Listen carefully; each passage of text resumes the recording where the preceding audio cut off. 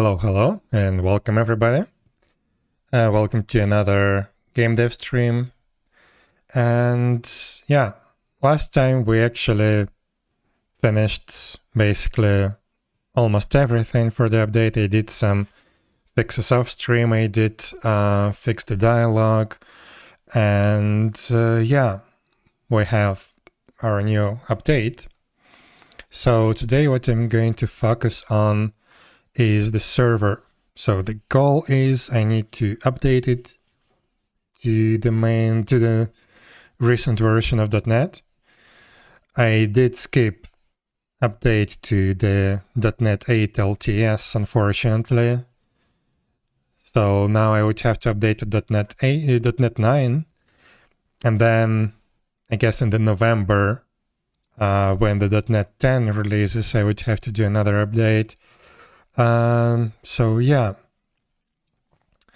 let's start. Oh, I have something not committed. I know what. Wait. Why don't I have my main repository here? What? But okay, one sec. I can open that in a separate thing. Yeah, I do have one file. Yeah, the server migration. I didn't commit it to the repository.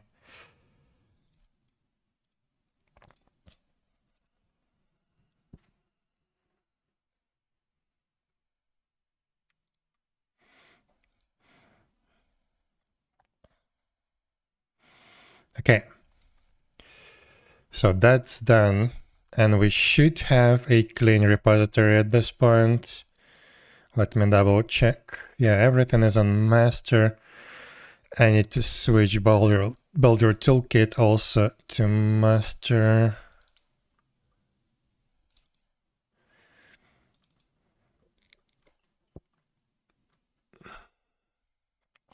Yeah, okay, good.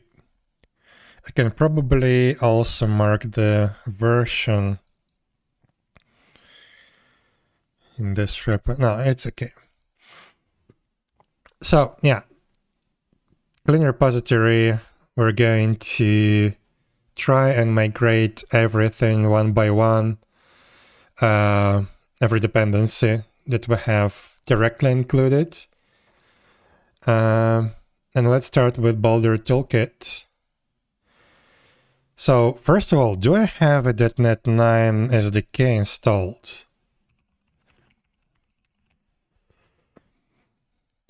So this tells me .NET version 6, that's because of my global JSON, right? Right. So that should be 9.0.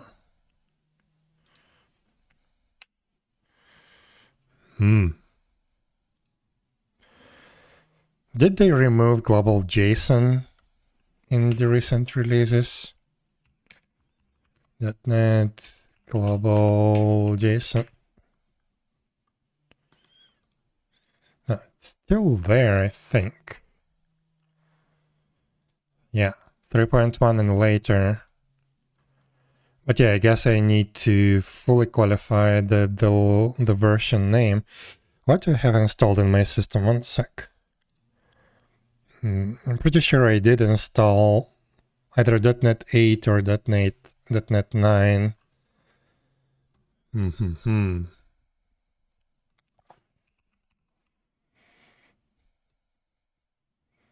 What?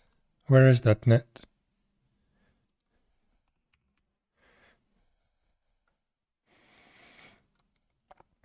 Okay, I have 6 only, I guess. Okay, so I guess we start with that. We need to install .NET SDK 9.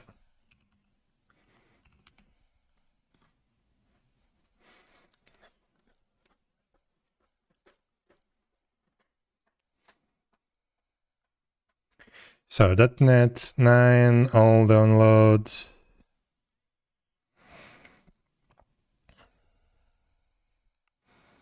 What is the difference between these two? Just 2 recent versions, I guess?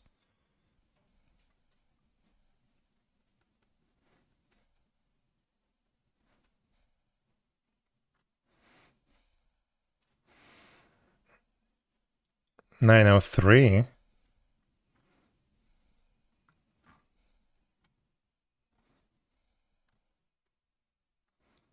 What?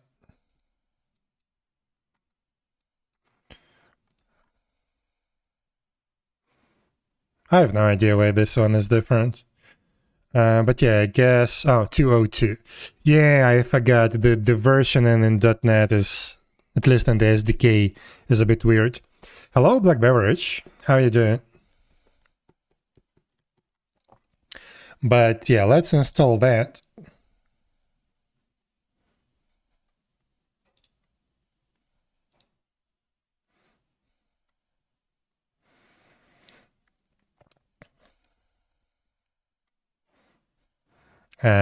Nice UI.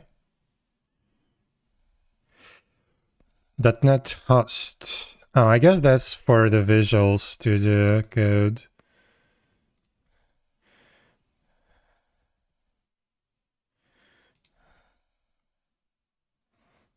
I hope it doesn't crash any other application. I should probably have canceled this, but it should be okay.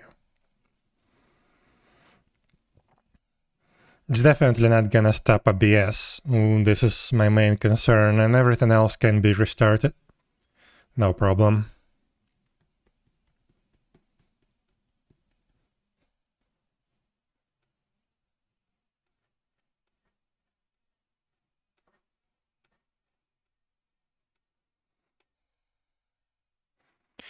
And yeah, it's weird. I was sure that I have .NET 9 installed, but yeah, I guess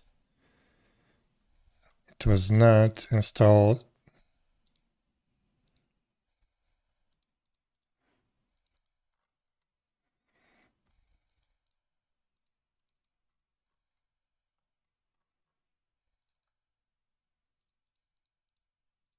Yeah, right now I only have 6. Weird.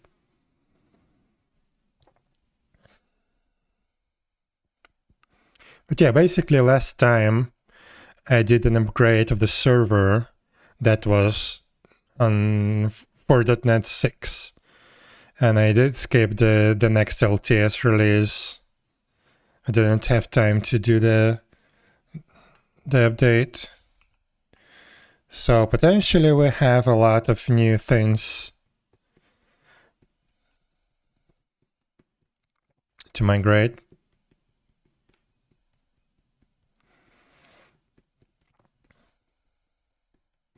And what C# language do we use with this?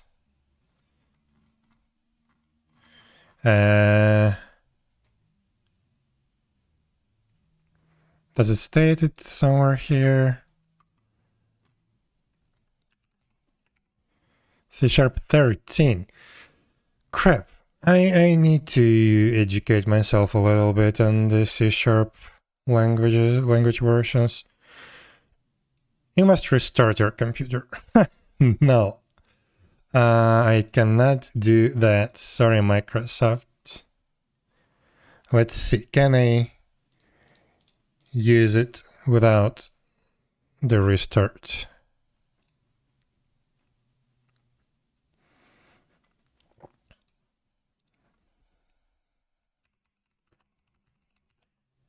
Well, this one says 9.0 202. We can copy that. And let's open the server, global JSON. We can put this.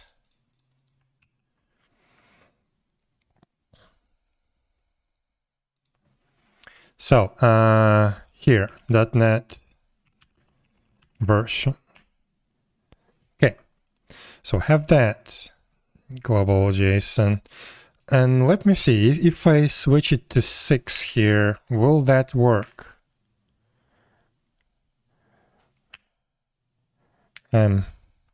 Doesn't work in the console.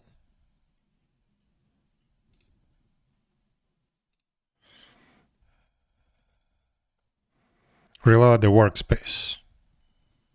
I see. But yeah, we're fine with the version 9. But just in case, I'm gonna restart. Probably I should have changed all the global JSON for the sub projects before reloading, but that's okay.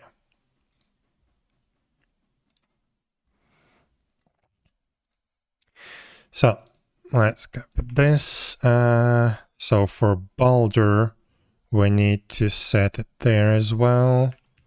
And for Boulder toolkit. All right. We have the version specified there. It still states 9.0. Ah, yeah. It should be 9.0. Okay.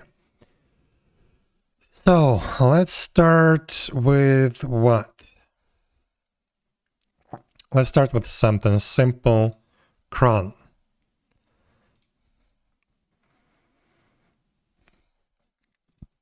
Also, yeah. Version. I should probably update the version everywhere. Yeah, let's make it 0.90. Yeah, we previously were on C#10 from the last update. Now it's 13. So let's do that. Let's update to language version 13. Do I have any target framework.NET standard? Okay. Style Cup. What's the latest version of Style Cup?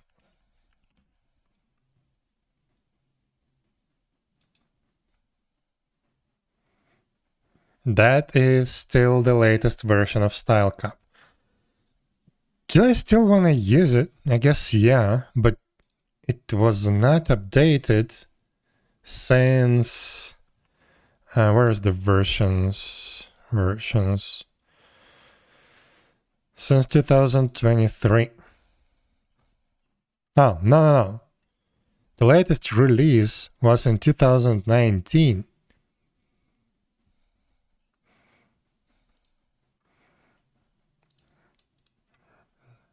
At least it doesn't depend on the framework. But yeah, I feel like let's visit the website. Because probably we would have to switch to the beta because... Oh no. Okay, is this project dead or something?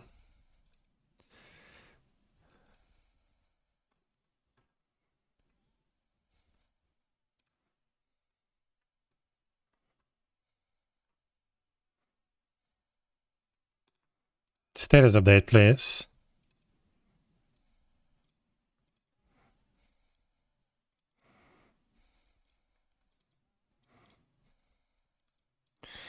Because, yeah, I feel like... I'm even pretty sure that some of these warnings that I disabled for the style cup, this is style cup analyzer errors or warnings, I feel like some of them was because of some unsupported language features. And yeah, looks like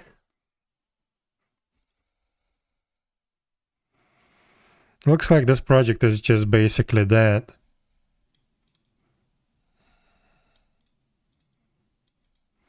Yeah, at least I would like to know and maybe find some alternatives.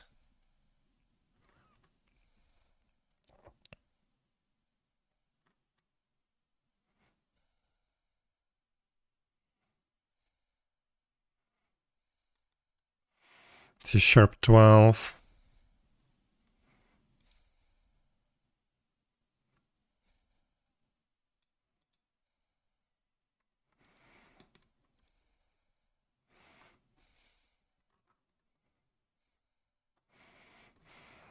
And no response from the maintainer. So yeah, maybe this is dead.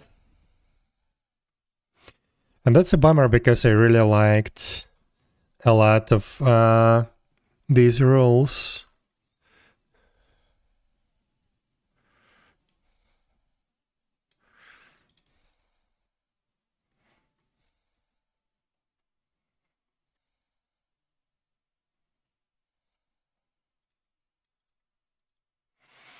Interesting.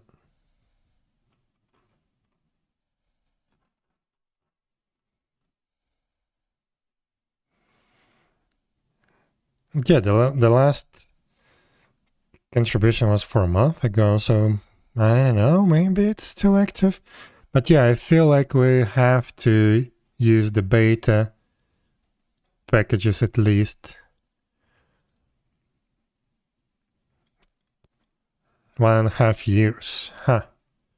Hello, Karisawa. How are you?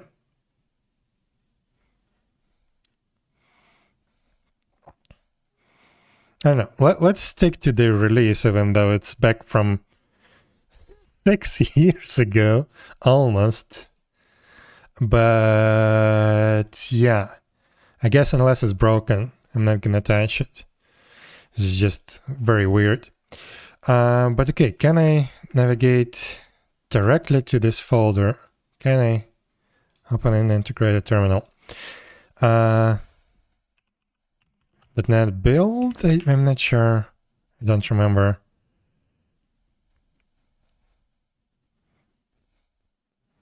Well, I guess it succeeded. Sure. So one project is done. But yeah, it's not gonna be smooth sailing like this. So we have the cron updated. For now, I'm not gonna touch the actual code unless it needs some changes. I'm not going to actually migrate it to the latest version of the C#. But yeah, let's see.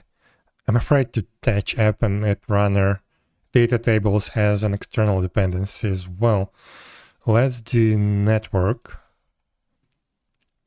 Again, we have new version, language version 13, same version of style cop.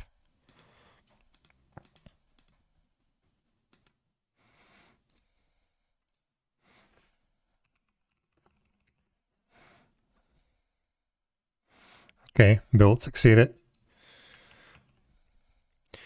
libuv.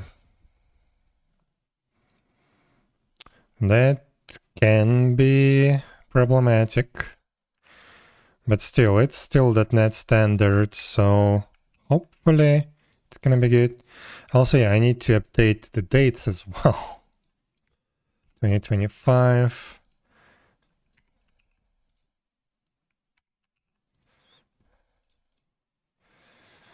Okay. This library still should be compatible. Even though I probably should update it, like the actual library. This is my library. And this is basically bindings to the native libuv library. And I updated very long time ago, last time. So probably I need to update the actual libuv library version. I don't think the interface would change, but yeah. So let's see. Let's build. Okay. So that works so far. But yeah, so far we don't really have any complex dependencies. Entities. That's also should be pretty easy. 2025. System numerics vectors.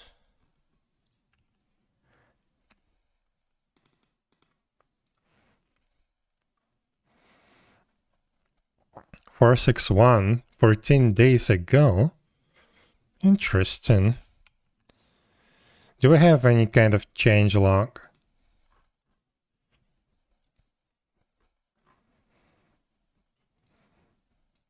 Migrating a package from .NET 6. Oh no. So we do have some kind of migrations, right? Uh-oh.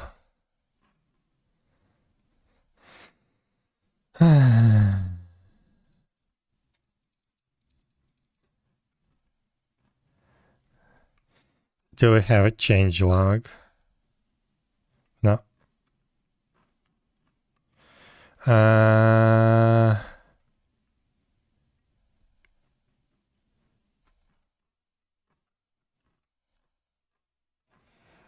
don't know, I'm scared. Where can I find the breaking changes?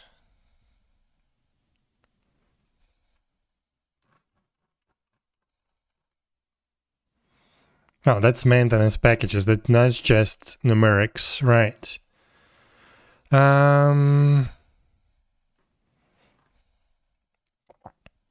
Let's just Leroy it. Say we just use 461. Value tuple.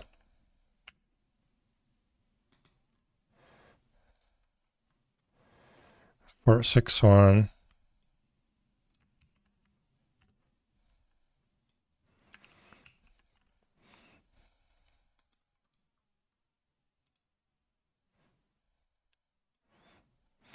Still .NET standard is supported, so we should be good. Unless there are some actual breaking changes, which I doubt. But yeah, let's just try. So this is updated, this is still the same.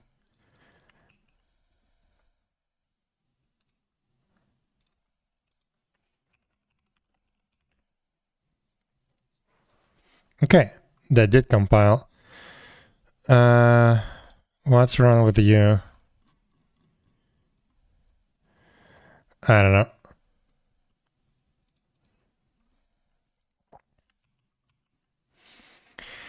But okay, we have, let's do app runner. Uh-oh. But yeah, that's just Microsoft extensions. Should be good. Target framework.NET 6. We need this. Yeah, this is a console application. So now that should be .NET 9, language version 3. I should first do the app. That's just the library. Yeah, I should start with this one. That's still .NET Standard 13. Yeah, I need these ones.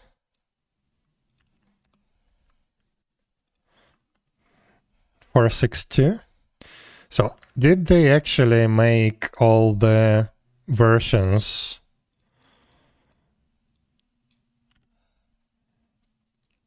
the same across everything?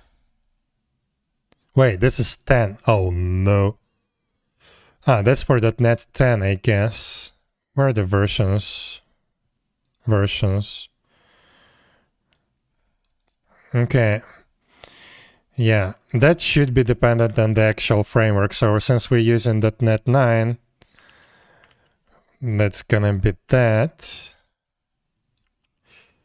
Platform abstractions.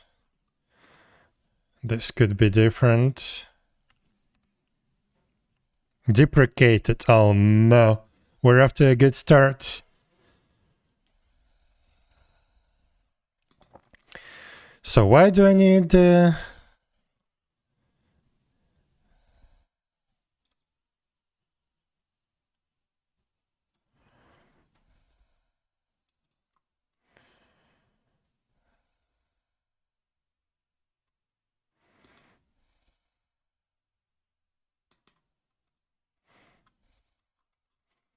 So, if you deprecate something, can you please tell me what I can use instead?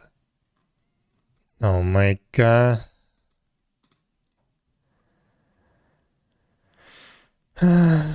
What is this? Bah.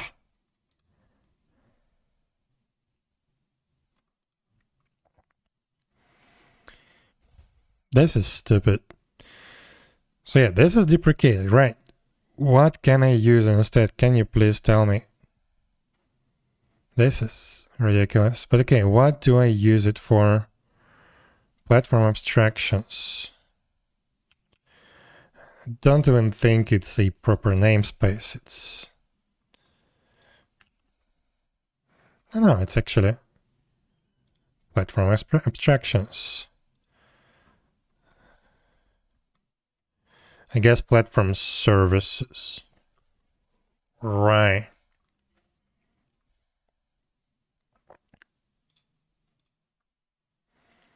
Right. What's here? Oh, that's okay. Platform services. Why do I use it? What do I use it for?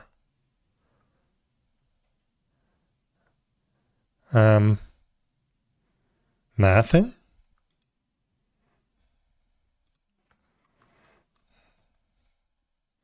Interest. I don't think that's true. I think it's just VS Code being VS Code.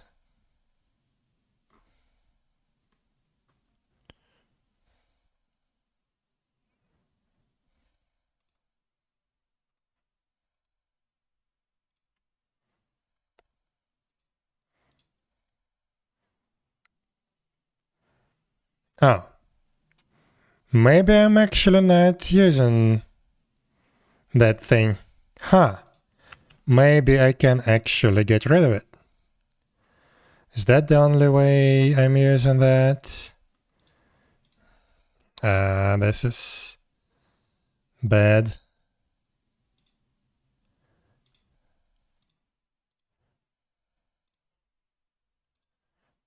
Yeah, that's the only place where it's being used. So maybe I can just get rid of it. Runtime information, if any, for the current environment.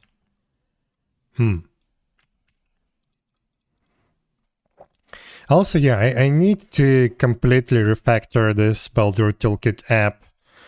I want to just get rid of it, to be honest, or have a very simple bootstrapper, because when I did implement it, there was no way to use app host like ASP.NET Core was using. I had to actually implement something custom. But now that app host is actually available not just for ASP.NET, but for other console applications. So yeah, I would like to migrate to that, but maybe not at this point, maybe later. So maybe this can be gone now.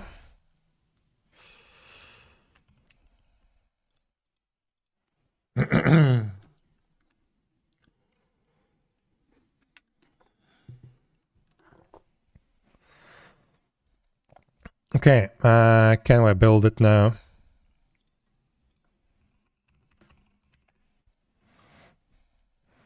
I guess we can. That's nice. Now back to app runner. Right.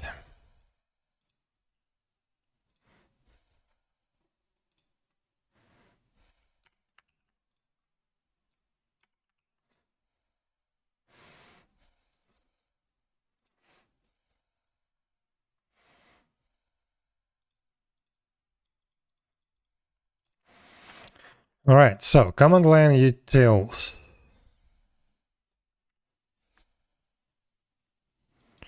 Deprecate, perfect.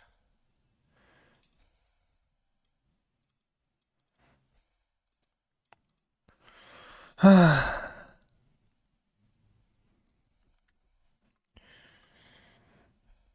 platform abstractions again. Do we actually need it?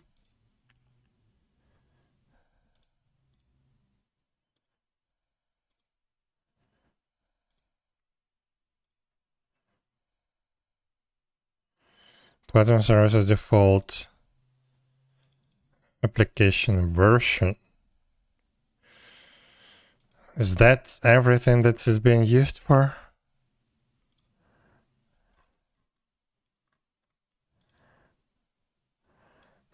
Crap.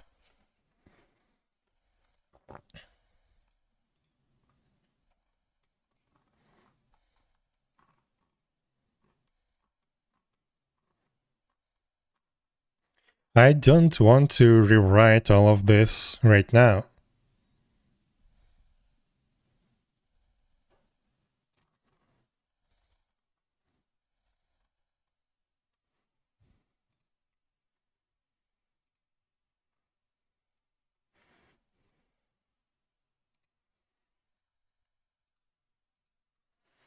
Can I just upgrade the other packages that are not deprecated and leave this one for now?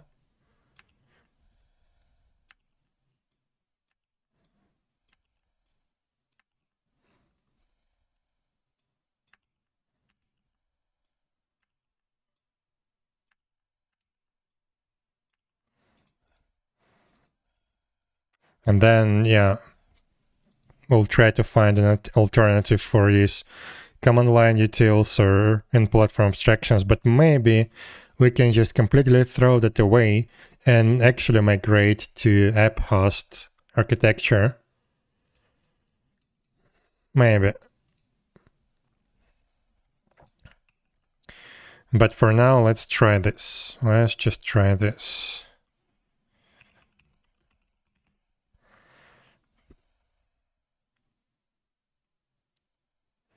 Okay, it did build at least.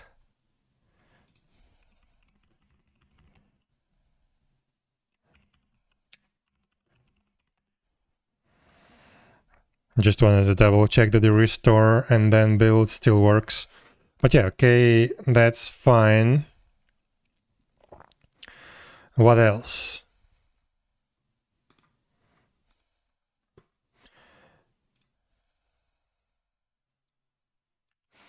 Now we have data tables. This one uses an external library, third-party library, CSV helper.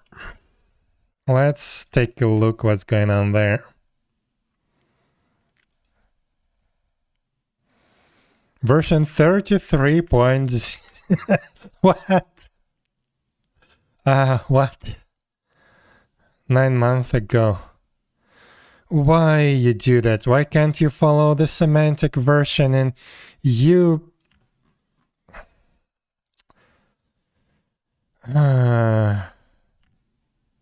Yeah, I have the latest version too. Yeah, I remember. It did get updated pretty significantly with a lot of breaking changes. The problem is I use it in such an unusual way that it's gonna be a lot to migrate. But okay, you know what I'm gonna do? Let's just create a separate task, update dependencies, and so let's add those libraries that were skipped to the list. So we need to get rid of that.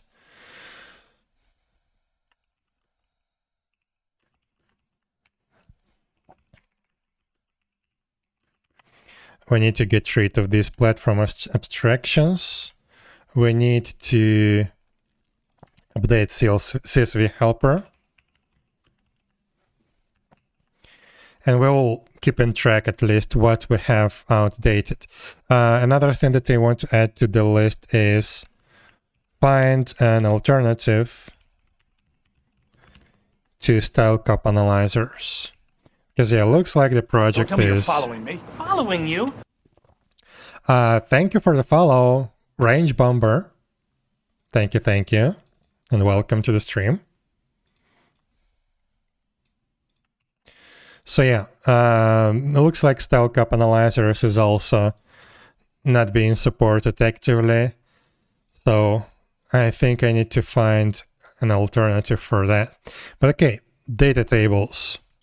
So this library is being used by the server to load like various CSV files that contain game data, like list of item prototypes and stuff like that. And the way it does that is basically I've built a small framework on top of CSV helper to rule the dependencies of each CSV table, as I call it, and have some service provider like container for the tables. And yeah, basically updating this library means updating a lot of code, like a lot of code. So I will try to leave it for later if I can. So let's see, can we build that? No, we can't. Why? Oh, there is no C#14. Sure, makes sense. Okay, that worked. So now all the sub-projects should be on .NET 9. Still not completely up to date when it comes to the third-party libraries. Let's also make sure that the date is correct as well.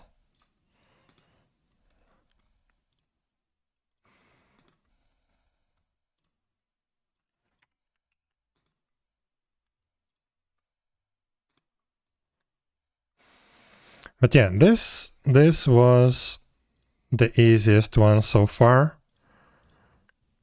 There will be more problems with other projects. But yeah, the Boulder toolkit should be now migrated, at least to be built with .NET 9. So, okay, that's good. That's good. Now I can go to... Wait, we also have samples. Have demo app. Let's also migrate that. Oof.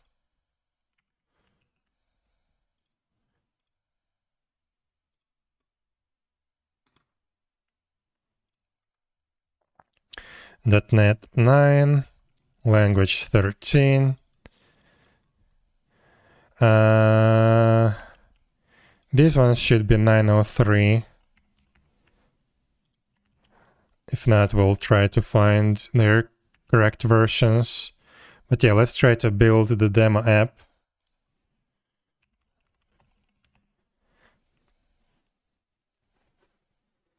Okay, that worked.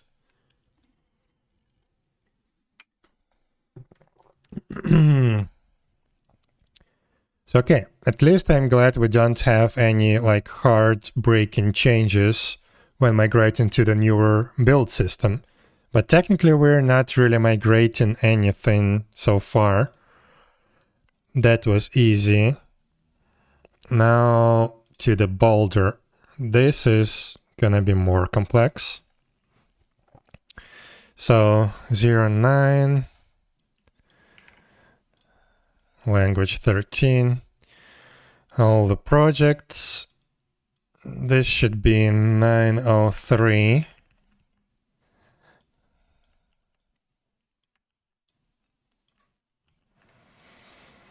Okay, analog. Oh, yeah, this is another thing that we can get stuck on. 5.4. Oh, maybe not. Maybe not. No major version releases. So what's new in 5.4? Let's take a look. They had a website there. Ow. News maybe? No? Documentation maybe. Like, what's actually new in 5.4? Hello?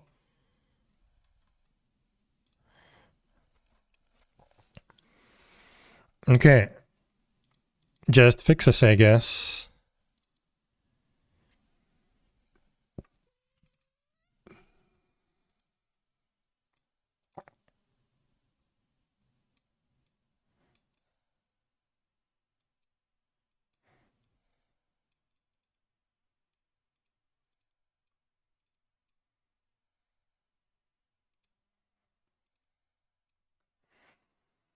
App config, did they use that? I don't know.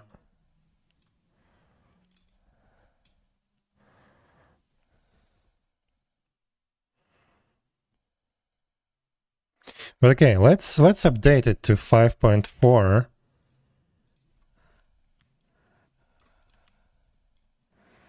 And let's take a look what's gonna happen.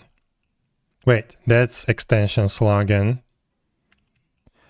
The actual analog version.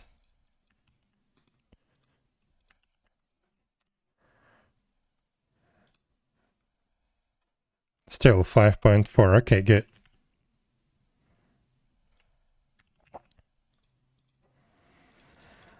All right. Now style copy is the same Roslyn.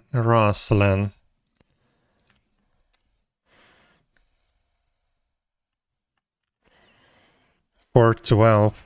Now I have 413. What's new? Releases.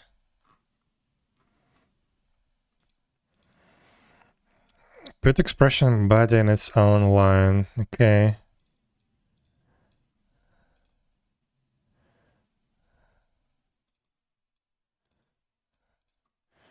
So nothing really breaking. Okay. Okay. Looks promising.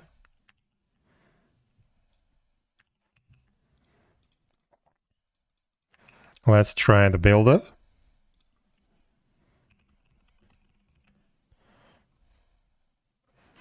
And it's not working.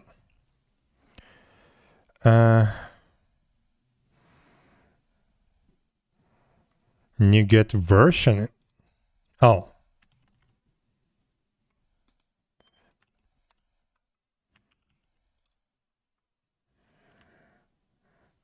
Okay, 613. What was it? 60. No. Yeah, it was 60. Interesting, but okay. 613.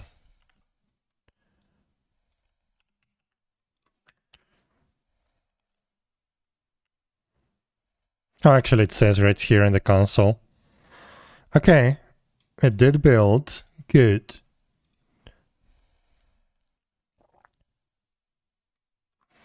Also, I probably should get rid of that as well.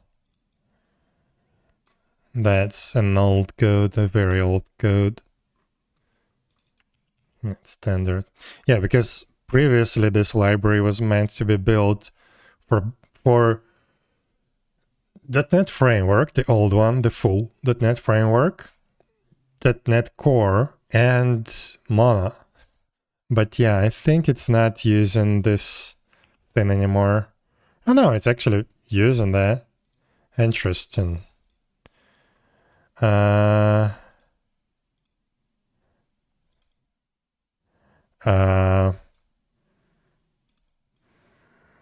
I think this is the .NET Framework thing. And we don't need that anymore.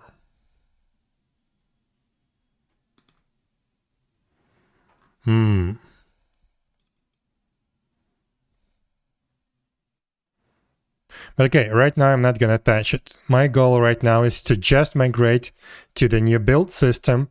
Then we can try to refine the code a little bit, settings, and then after that we can try to migrate to the new versions of libraries that are not like critical.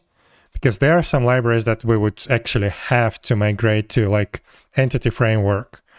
That's gonna be the most complex one.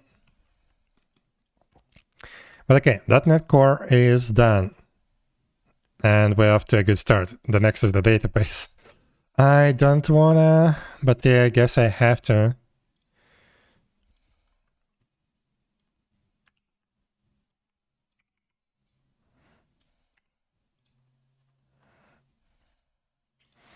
System data common. That's an interesting old package. But yeah, I guess it's still 430. Okay. Ruslan.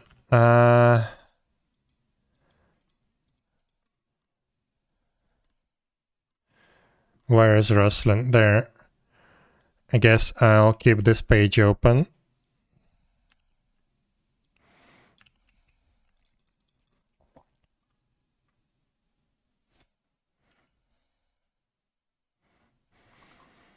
Okay. This looks okay. This looks fine. But yeah, this package doesn't have the dependency, direct dependency to entity framework. Okay, that was good. Now this one does have, and I think I'm gonna get rid of the 𝙽𝙴𝚁𝙸𝚂. That was just an option for the database as a database provider. But yeah, I don't think I'm gonna support that anymore. But okay, let's see. Let's go and check the entity framework first. Hello, Aninia. How are you doing? Hi.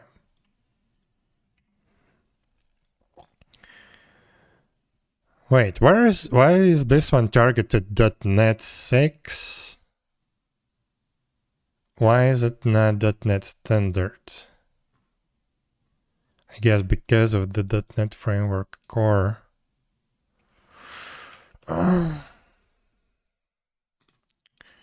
So yeah, let's see. So this is still a correct package, which is interesting. So they still following the name in Entity Framework Core, even though they switched the naming for the .NET framework itself, .NET Core. They got rid of the core in the name, but Entity Framework Core, I guess, is still the thing. Version 9, this is what I want. What are dependencies? .NET 8. Why can't you make it a net standard after all these years? But okay, not gonna question that. .NET 9 gonna be the target framework for this. Roslyn, where is that? That's the version.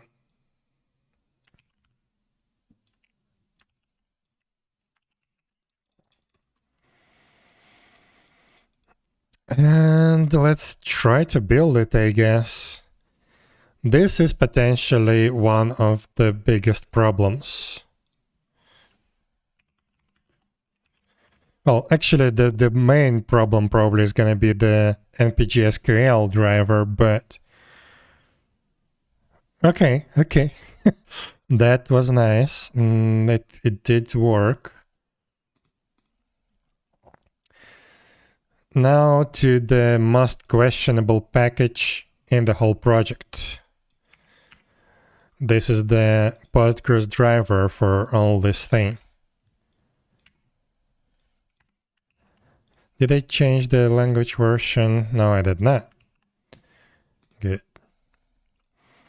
Okay.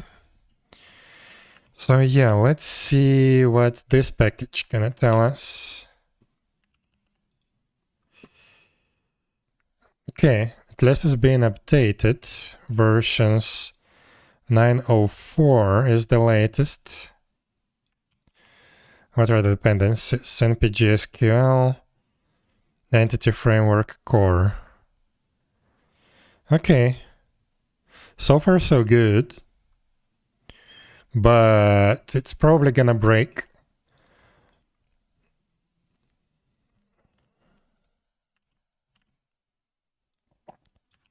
It's probably gonna break. You're doing fine? Good to hear that.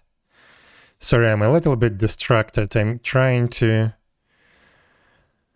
update a lot of stuff, a lot of projects at the same time.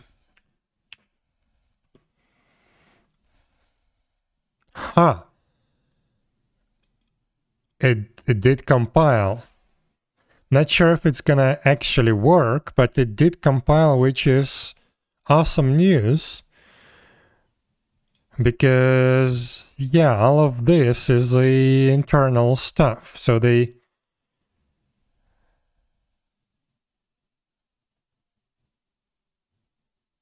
How does this work? I don't know. I'm not gonna question that. It did compile. I don't care. Probably VS Code failed to update the actual target framework for this project or something, and I need to reload it. But yeah, wait. It did not compile.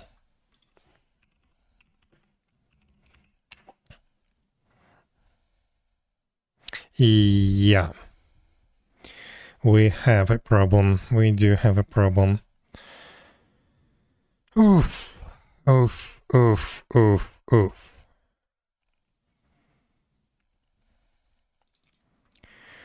Yeah.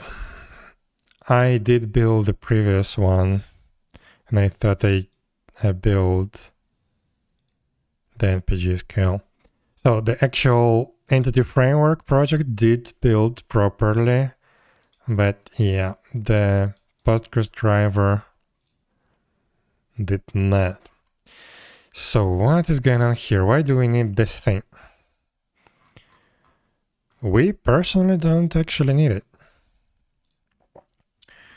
So let's take a look at this builder and its constructor. So we need to basically just copy the constructor that they had.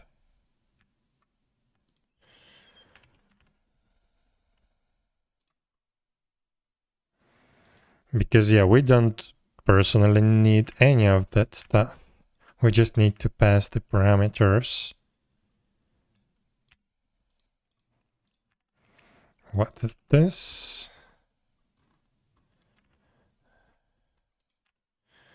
What is this? Where is this? I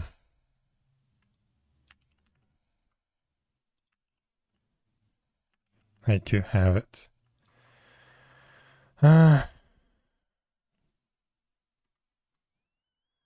Unused parameter.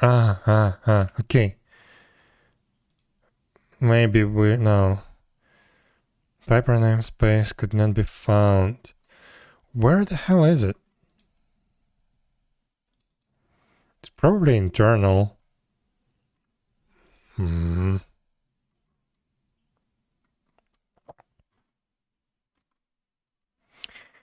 But okay, let's start dependencies, relation dependencies, type mapping, and this thing.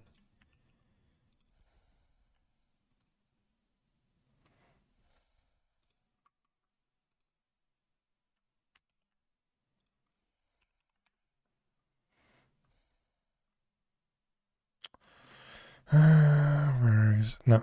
Not Rosslyn. This one.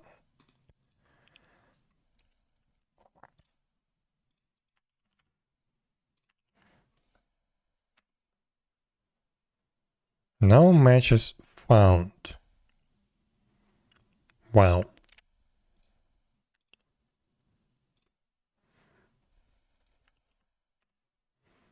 Wow. What?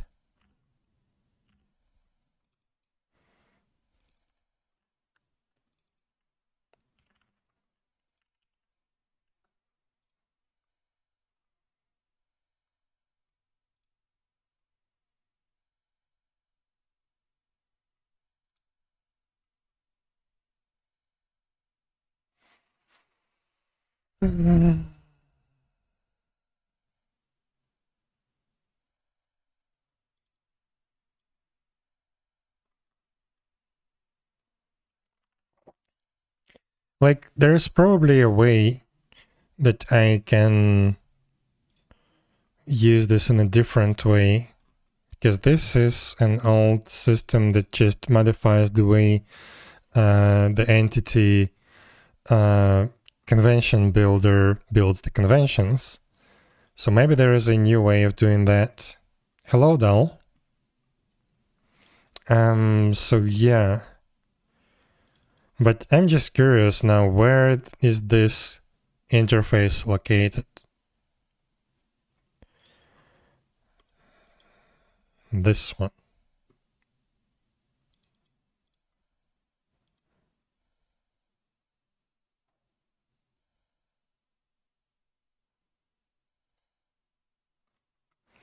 Let's just try to look for interface. This. Nothing. Interesting. Where is it defined? Oops. Clicked accidentally.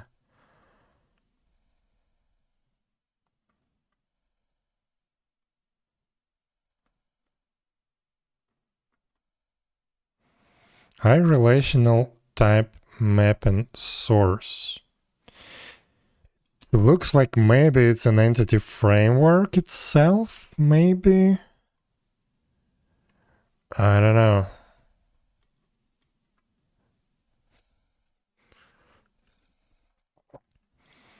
Really weird.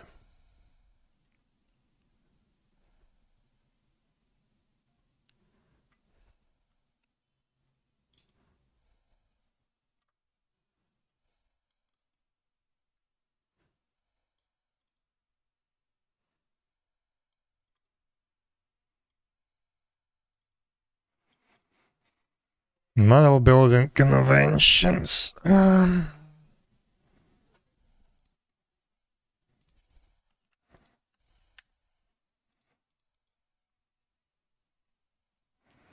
This is weird, just weird. Let's close all of that.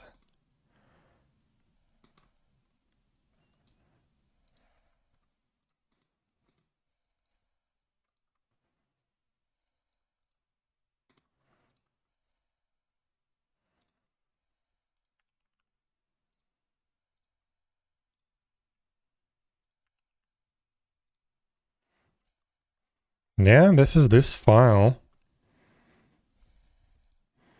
Where is this thing coming from?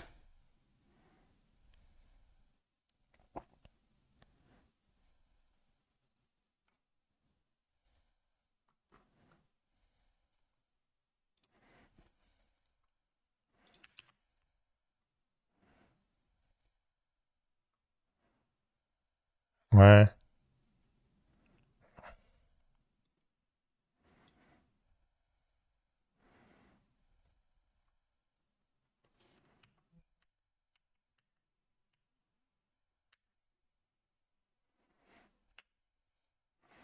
There it is.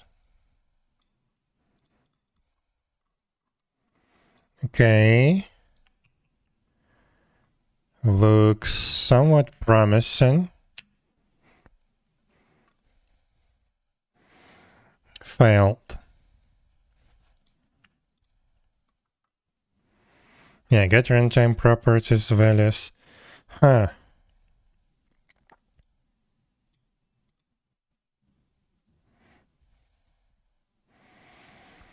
High convention entity type.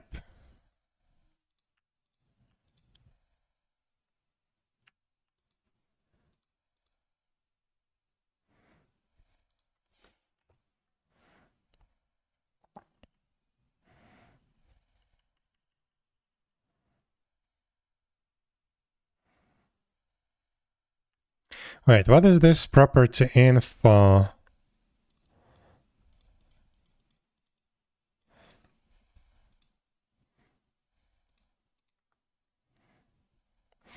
What does this do?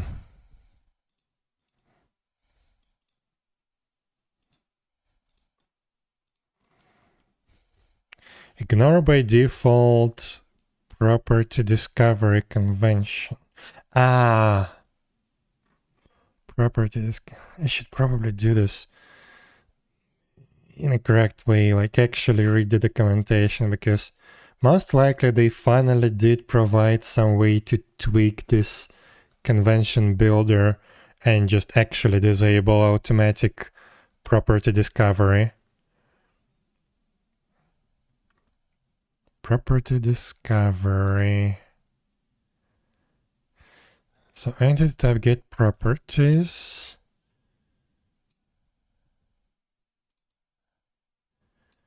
Get runtime properties. Get properties. JSON properties.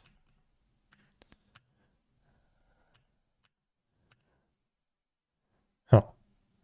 Get runtime property. Hell?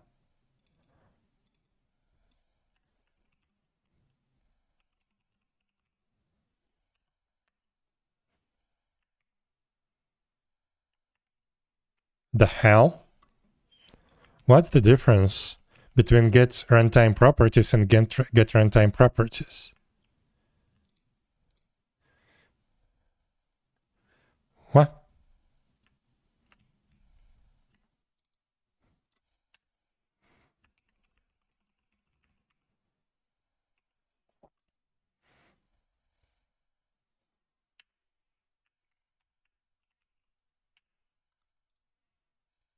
I don't understand. So this works,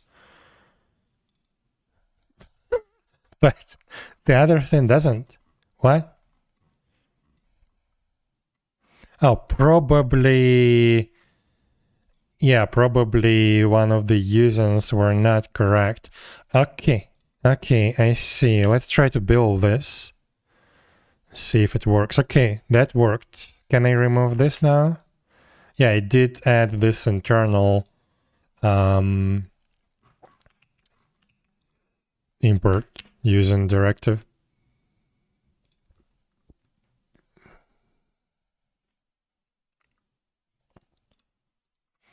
Okay, so it did build. Probably doesn't actually work, but we're gonna hope that it works. And for now, we're gonna skip it. Because yeah, main goal is to first just migrate to .NET 9 and make it build and hopefully make it run. Now, 𝙽𝙴𝚁𝙸𝚂. Are we gonna throw it away or not? Because technically it's fully implemented, it works, and it's a good alternative. It was a good alternative back in 2017, I guess? Probably not, because I often forget to update these things. But yeah, I did work with 𝙽𝙺 somewhere around then. So let's see if is there any updates to 𝙽𝙺, or should we just forget it? .NET 5. So the latest version was actually 9 months ago, 5.5.2. I don't know. Let's try to just update it and see what happens. Because if it actually updates, then why not? We can keep the project.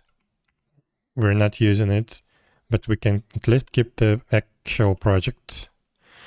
Now, Fluent and Hibernate, that could be a different story. That's an extension on top. 3.4.1. That's the major version upgrade, which happened 5 years ago. Yeah. Well, just for giggles, let's try to update it as well to the latest version, and probably it's gonna break, but at this point I'm just curious. If it is gonna break, then maybe I can just remove it.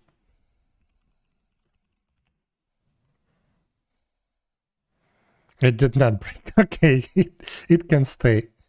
It deserves to stay in the solution. Why not? If it's actually compatible, sure, you can stay. Okay, let's continue. Why game is targeting actual .NET framework? Because of the CSV thing, right? Or why? Why do we need an actual .NET? Why not .NET standard?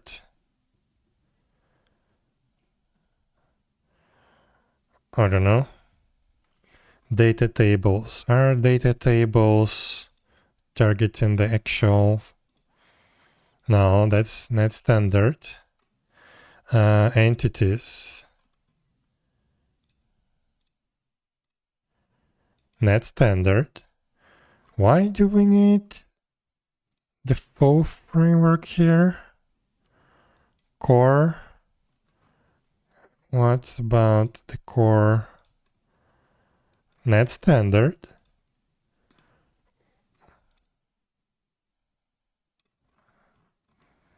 Database projects. Not standard.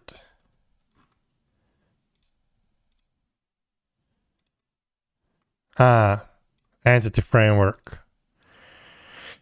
I see. Well, yeah, I guess. Just because of the entity framework, we have to target the .NET, not .NET standard. Okay, sure, whatever. System numerics of vectors.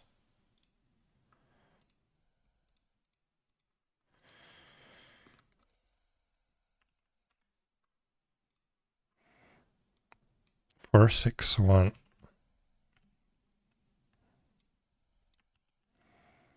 Roslyn.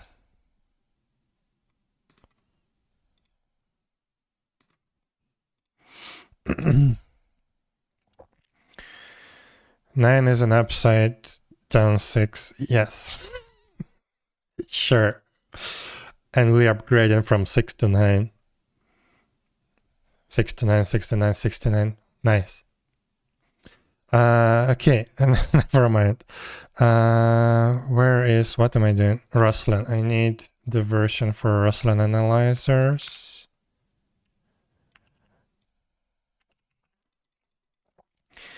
Okay.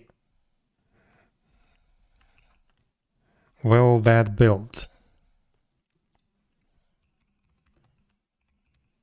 That .NET, .NET.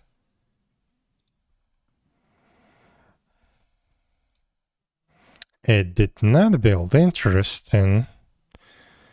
An expression tree may not contain a call of individual that uses optional.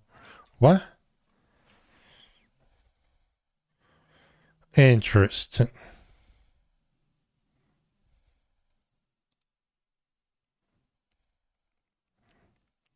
And there is another one, trade lock exception.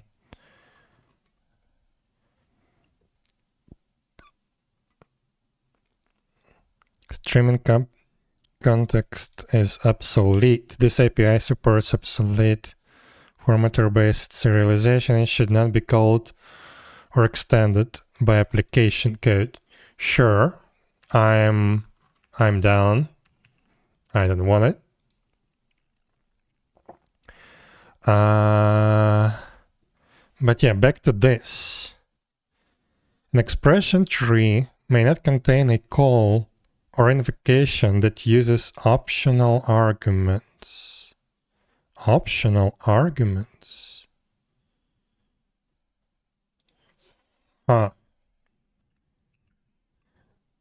Is that enough?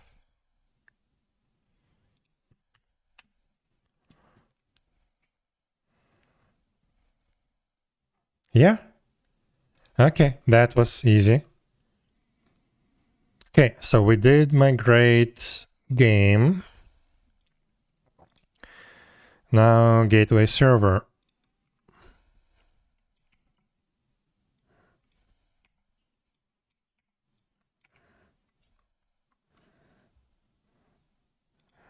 Roslyn.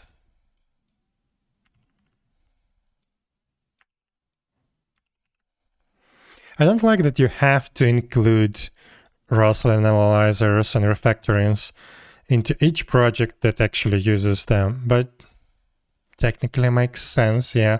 Like if you're just extending or including another project as a compiled version into your project, you don't want their analyzers to run. So yeah, makes sense. It's just a chore to update them in each project. Wait, that's the game. Let's close all of this. Gateway server. Please. One warning. Avoid an exact read with system IO stream read. What? Avoid an exact read with system IO stream read. Who did that warning? .NET, I guess. What is this?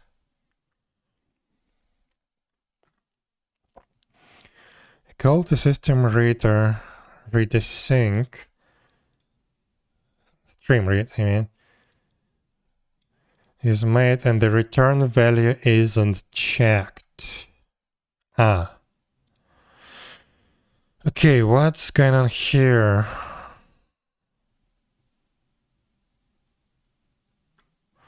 So the return value should be the number of bytes, right? It returns total number of bytes read into the buffer. It can be less than the number of bytes requested. I see.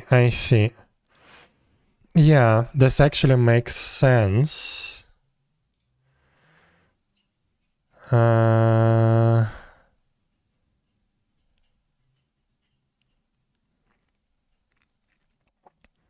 Yeah, this is basically just to dump the... Wait.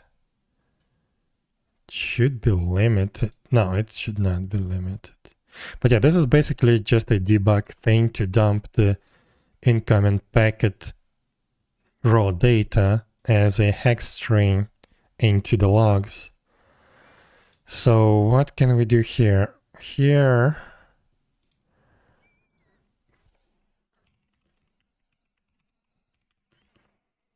we just assign the read length. And then here, we need a span, right? How do we create spans again? No, there is no to span. New span of bytes.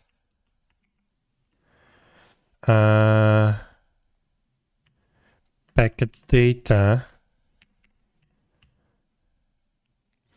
start 0, length, read length. What's wrong? To hex string. Yeah. I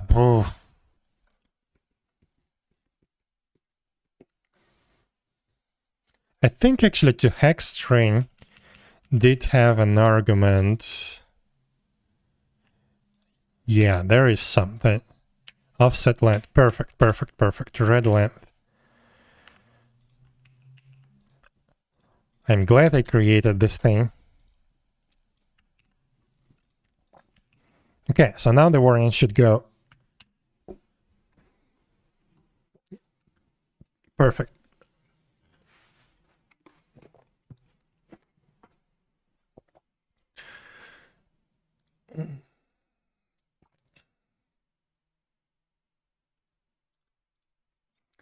Right, so gateway server is compiling now. That's great. Login server.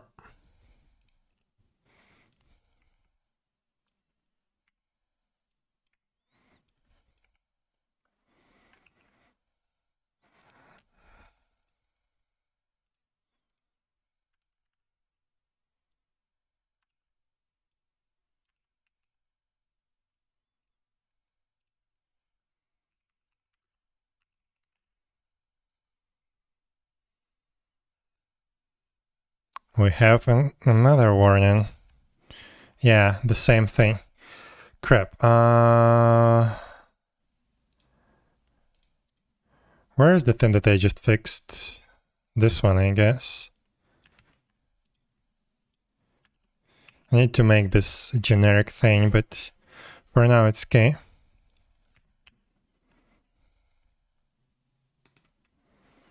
Okay, that did compile. World server.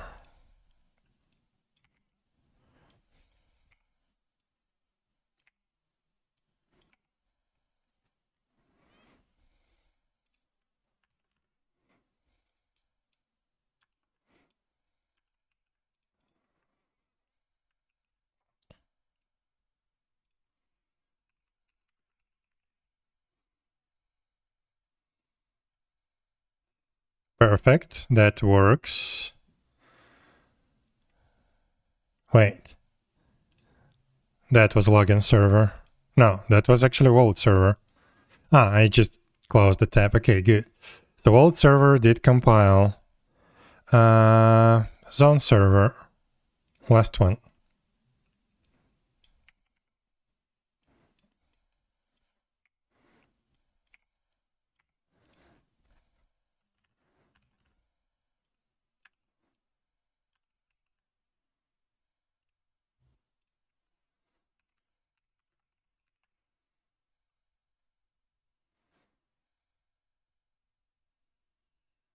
Yeah, we have the same problem with the unsafe read.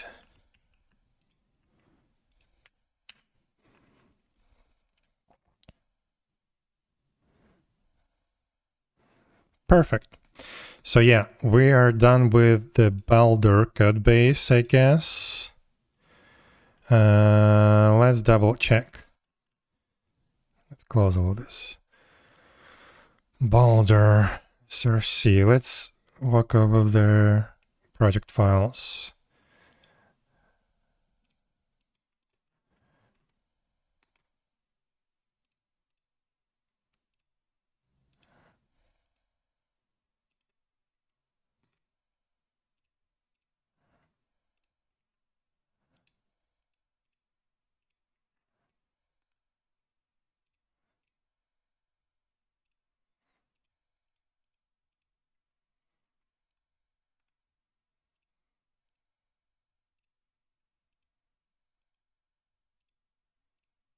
I'm impressed that 𝙽𝙴𝚁𝙸𝚂 is still working and still has the same interfaces. Really impressed, but I'm still not using it. And I don't want to use it. So for now, it's there just to be there.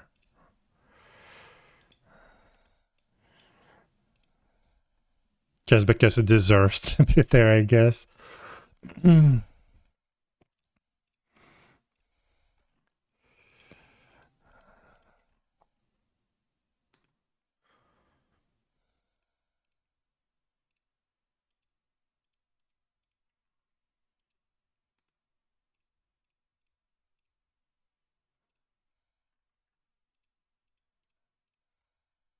Okay.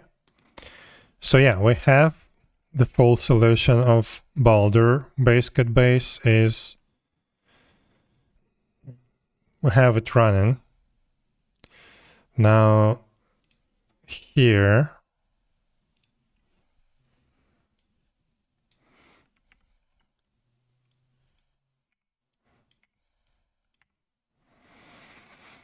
right, Elasticsearch target for analog 770. Interesting. Hope it works. Open telemetry. That's probably gonna be a problem. It's deprecated. Awesome. Suggested alternatives. Open telemetry exporter Prometheus ASP.NET Core. I'm not using ASP.NET Core.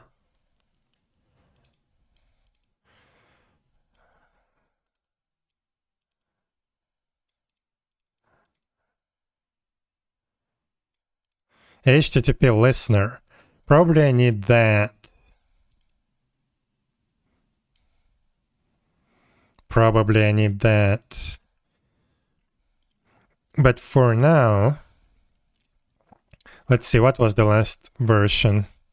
130. I'm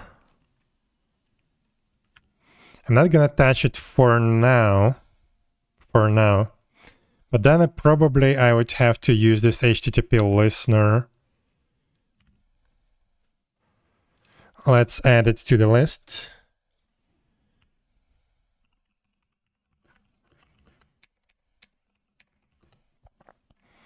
So this has to be migrated to this.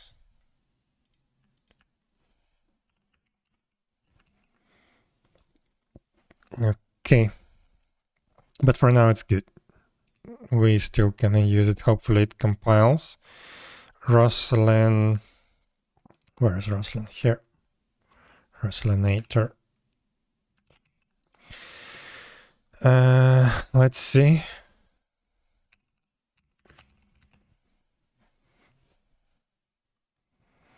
Okay, so we have some warnings. ASGCM is obsolete.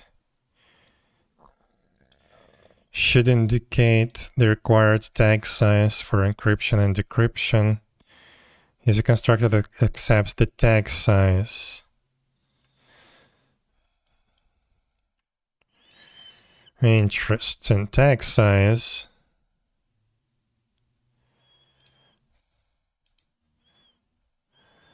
I don't remember what tag size I'm using. And what is actually tag in terminology of AES. But let's see, what do I have? Tag size and bytes. The size of the tag in bytes that encryption and decryption must use indicates a new instance with key and required tag size. So what's the default tag size, or what is the actual tag? I don't remember. Oh, tag size. Okay.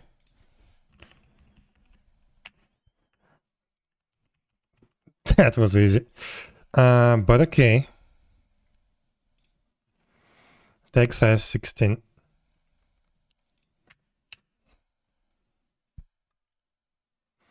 Okay. That compiles. Right, now game.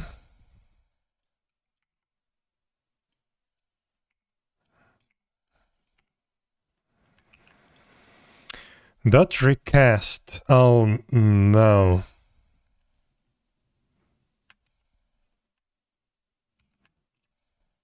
Oh no. There are updates to dot recast that I didn't actually use. But okay, let's try this one.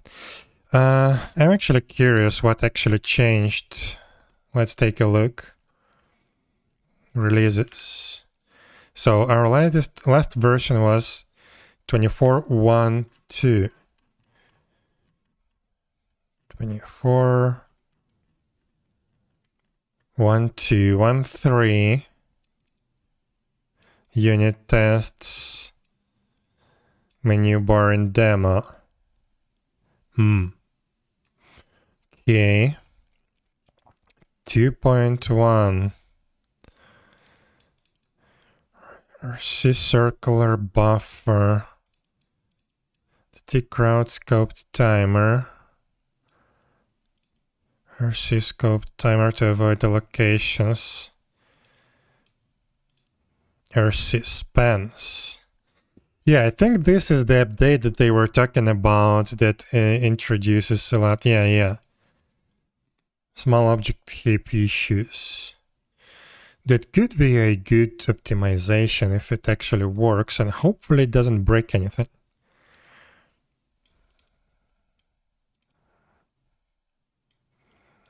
Path corridor init function to allow setting the maximum path. I don't think I use it. Change the form list to DT crowd tool image.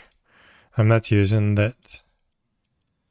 So, okay, I don't think I need to do anything here. Unit tests. Changed class name of static functions to RC recast and DT detour.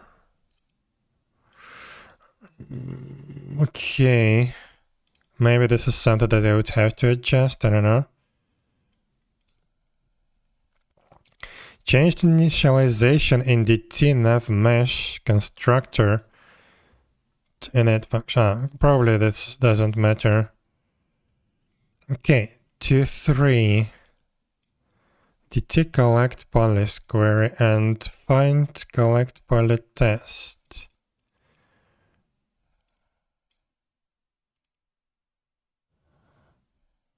Crap, this is a lot.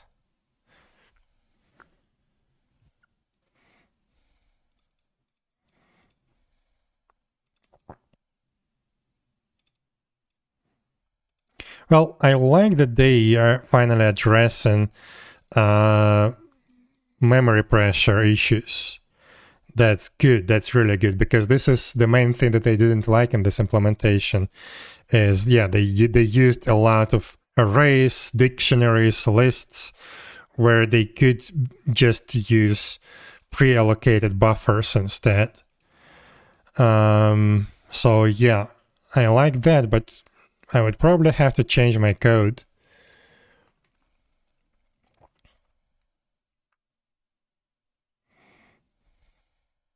Added nothing. I like this.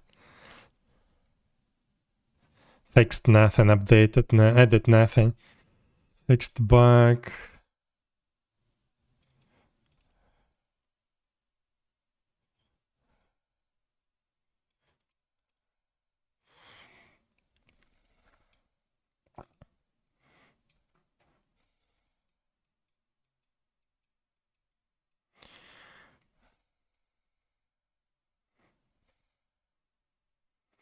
Also, they promised to take a look at conversion to system numerics instead of their own vector implementations. Stack a lock, nice. Okay. 4.1. Binary min heap benchmark.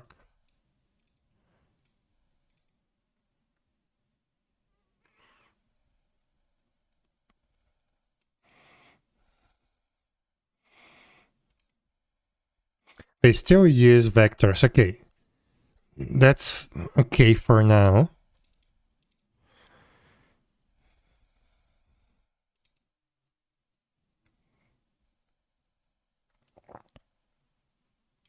So I wouldn't have to modify my code, at least for the vector conversions for now.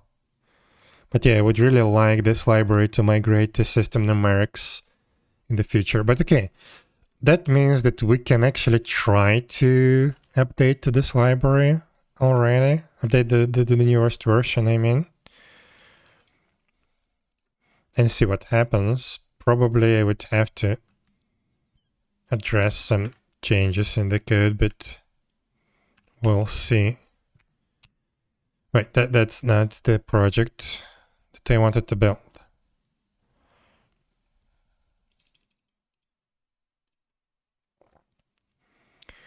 Game.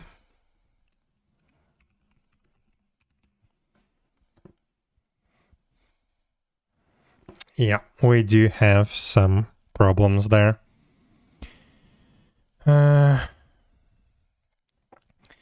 So find nearest poly query does not implement interface member process. Why did they do this? Why did they override?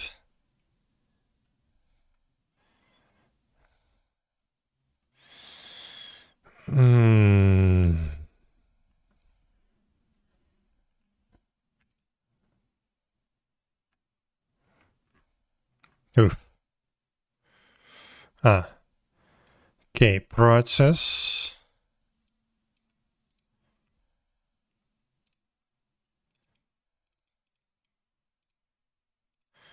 Poly is now array. Span of long refs. Count. So yeah, looks like this one now supports multiple polygons in a single operation. That's a problem. That's a big problem for me. Find nearest polygon amongst the nearby polygons. The point is directly over the polygon. Oh, yeah, I remember. So this thing changes how a point is snapping to a polygon because we have multiple layers of nav meshes that can be on top of each other. And we need to determine to which polygon, to which layer, essentially, we would have to snap the point to. Oof.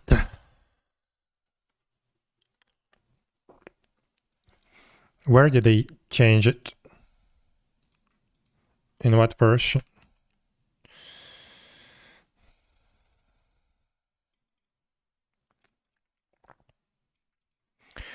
Okay.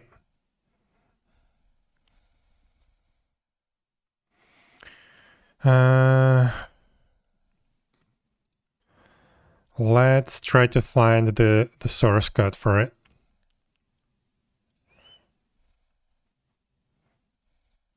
Ah, right. Find nearest poly query.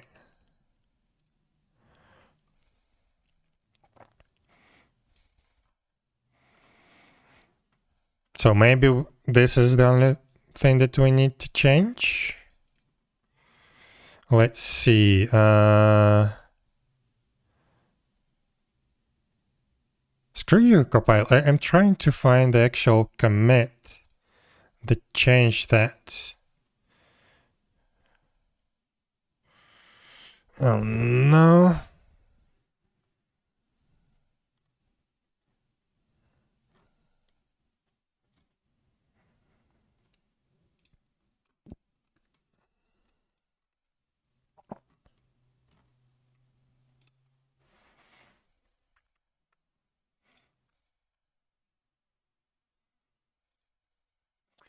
Well, first of all, let's try to just change the method signature.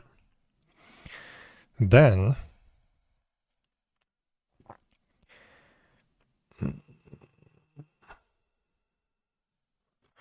where is the actual commit that changed? Yeah, this one.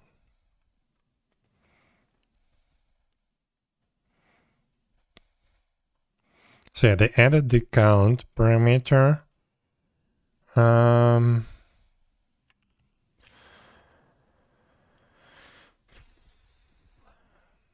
What am I looking for? I hate GitHub sometimes. Such a clunky thing. This file.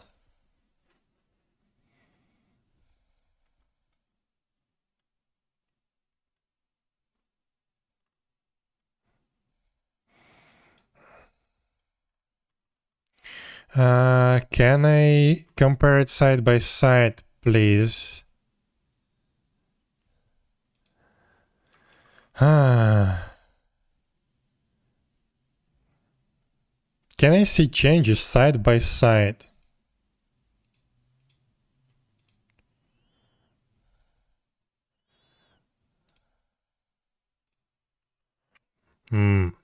Interesting. GitHub probably doesn't know how to do that. Okay. Let's try to find out what's going on here. I had this.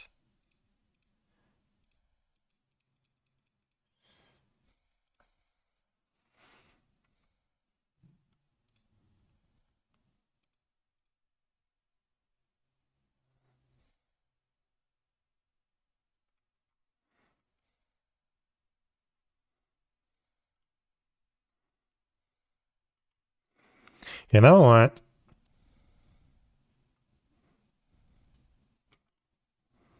You know what? I can probably just put this method in a proper div tool and see the changes there, because yeah, GitHub is stupid, or I'm stupid, I don't know. But yeah, somebody of us doesn't compute. Someone of us. Okay.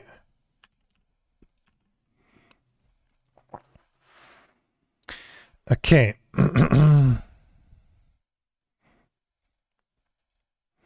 So yeah, let's start with this. Yeah, basically what changed is they introduced this array and that's it.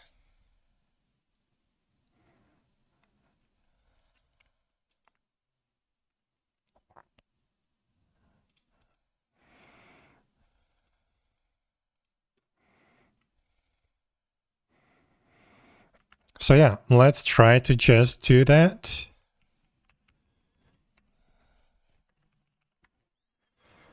We put all of that, wait, put all of that here.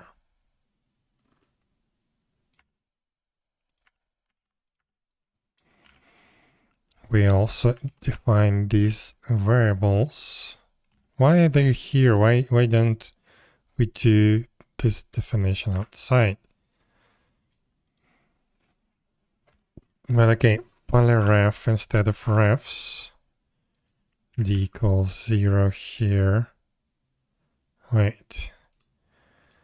We don't even have that. What is D being used for? Ah, I see. Okay, that is in fact 0. Sure. They just move that above. And remove the initialization because it's not needed. Okay.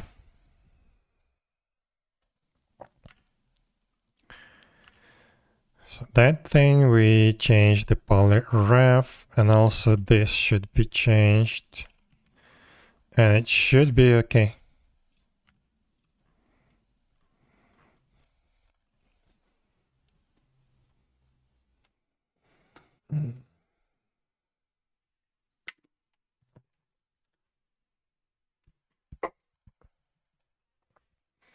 So hopefully this is good enough. Now here, next double, next int 32.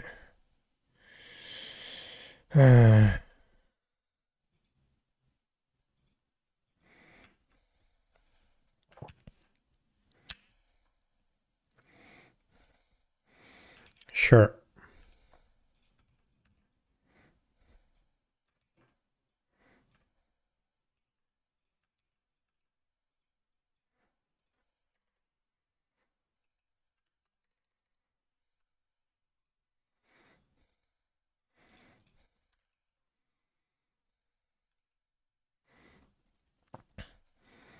Yes.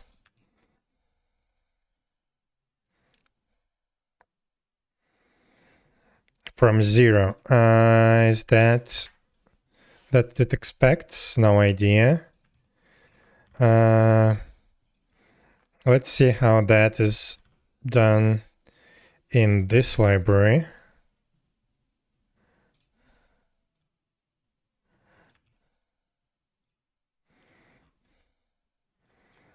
Yeah, it's just random next. Okay, perfect.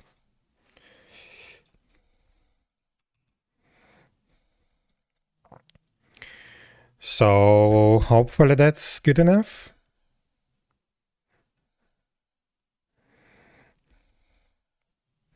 No.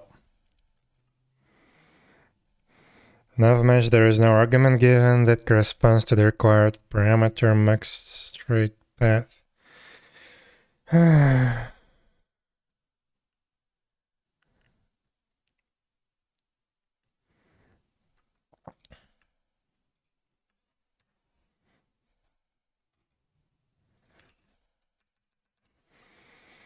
So starting position, end position. Sure. Path. This is list of loans. Path size. Sure. Straight path, that's now a span.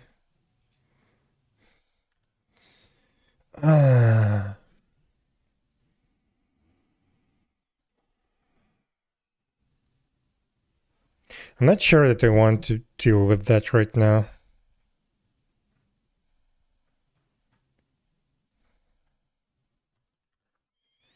Because I have to take a look at what it was.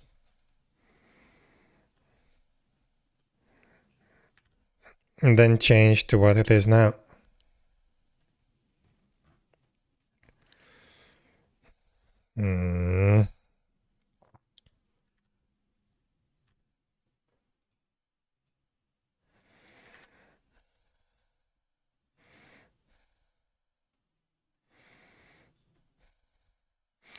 So yeah, this was a list of straight path. Now it's a span of straight path.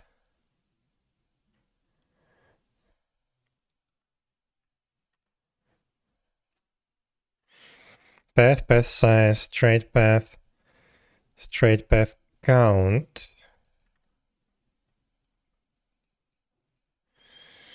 Bah.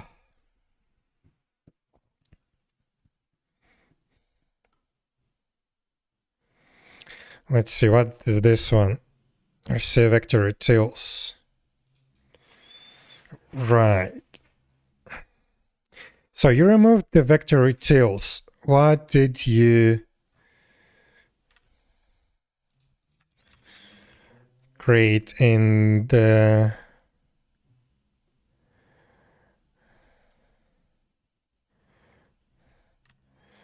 It's not even in the changelog.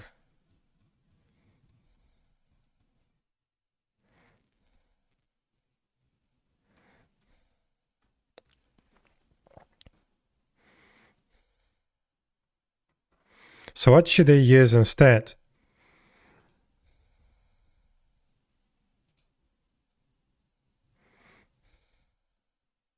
You know what? I'm not gonna do the update right now, I think.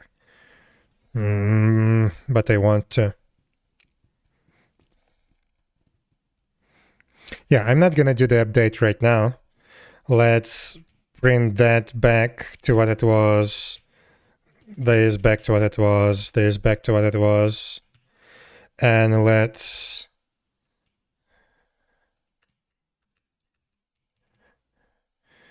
use the old version and just mark it that I want to update it. So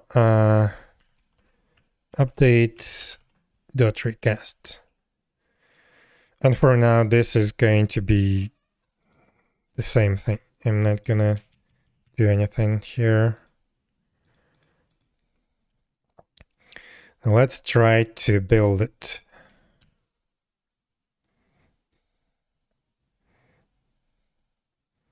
Okay, that worked.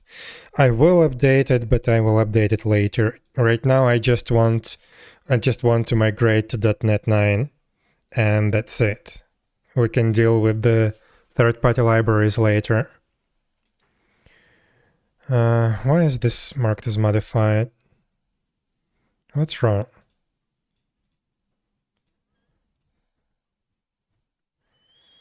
Where is it?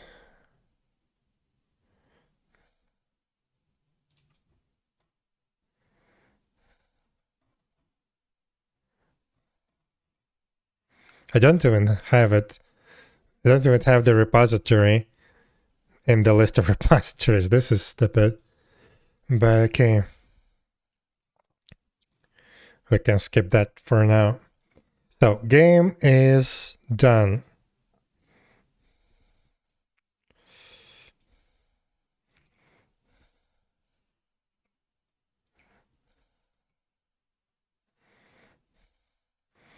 Here we just update the Roslanator.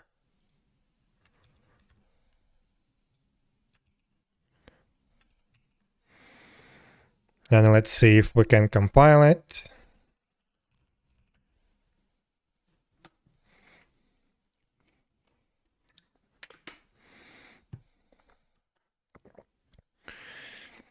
Hash algorithm create is obsolete. Cryptographic factory methods accepting an algorithm name are obsolete. Use the parameterless create factory method on the algorithm type instead. Okay. That's a problem.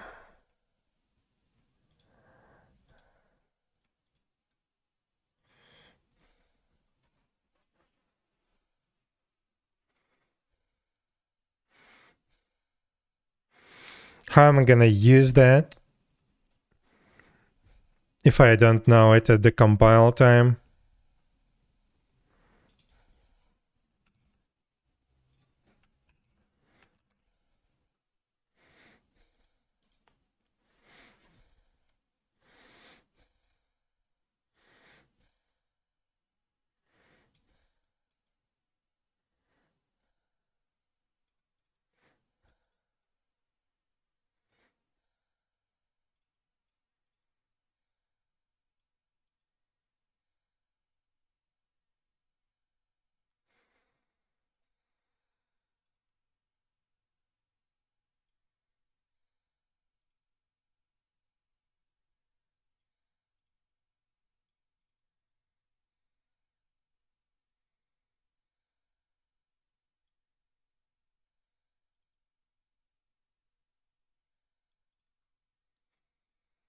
So, calls that pass a constant string should be changed to either the parameterless factory method or a string call to create the appropriate type. For example, to call AS create AS can be replaced with AS create.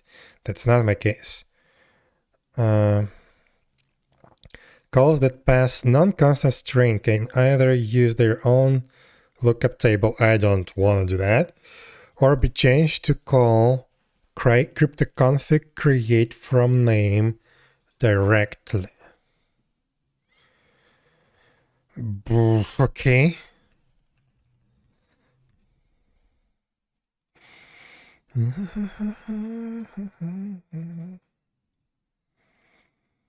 So can I? Bah, this is stupid. So create from name returns object.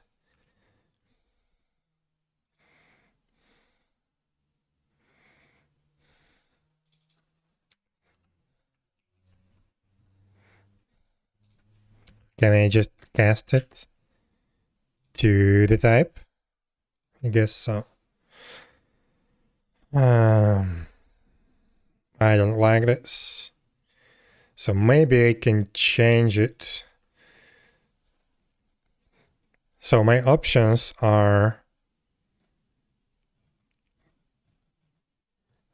I can get rid of the actual hash algorithm name configuration and just hardcode a specific hash algorithm.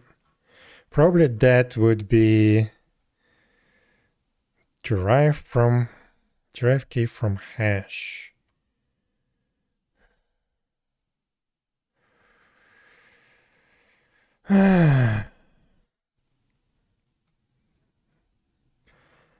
All of this stuff, why the hell would you touch the cryptography methods? Just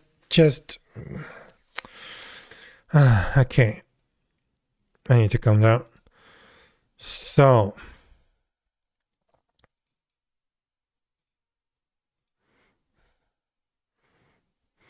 I just don't remember what all of this stuff actually does.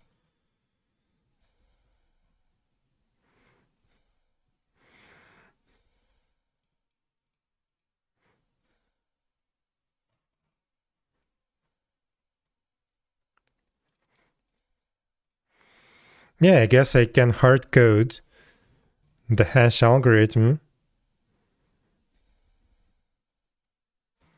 but the 𝙽𝙴𝚁𝙀 or 𝙽𝙴𝚁𝙀, it does have some override. No, still needs a hash algorithm name. Boof.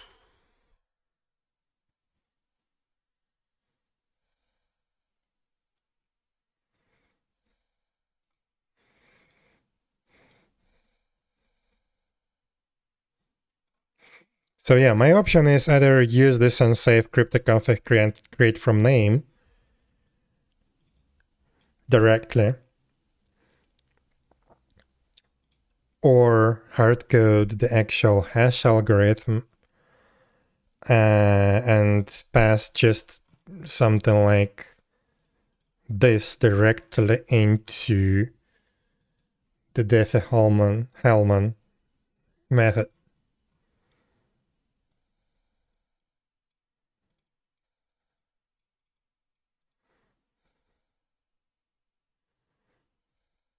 I think I'm gonna do that. So let's copy this name. We're gonna get rid of the actual hash algorithm name config option.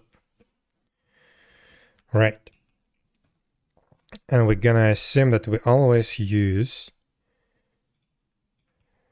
𝙽𝚴𝚁. Then here we can just call it directly. How do you do that? 𝙽𝚁 create.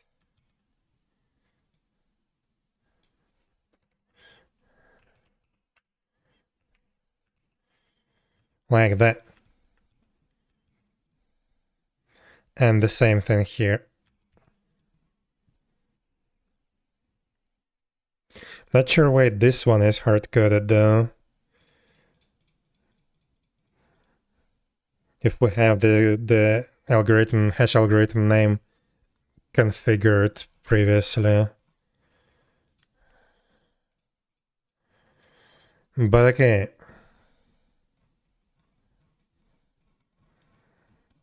Is that everything? I guess so.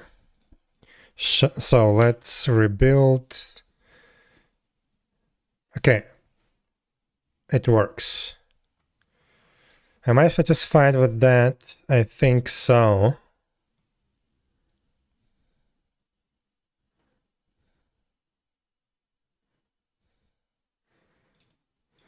Yeah, I remember like what it's supposed to do in general. I don't remember the actual like specifics of this implementation. So I'm a little bit afraid to change it, but I don't think this is anything critical. If I just remove the configurable hash algorithm name, it should be okay. So, gateway server is migrated.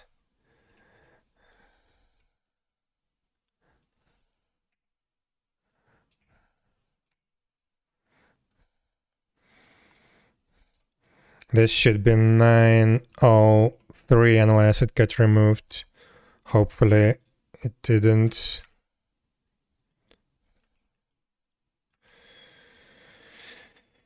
System identity model tokens JWT. This can be a problem.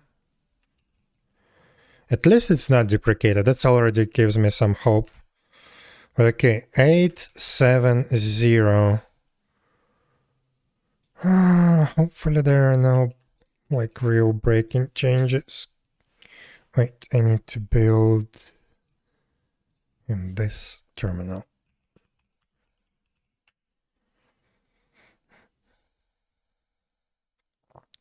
Okay, it did compile. Not sure, maybe I would have to change the way I'm working with JWT, but yeah, we can always test the server later. World server.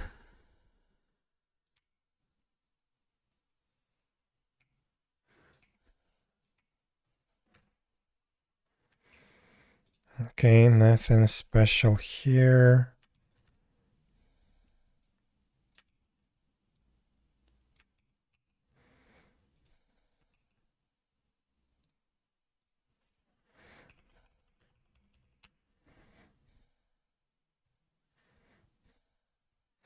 Okay, that did compile. And now the last one.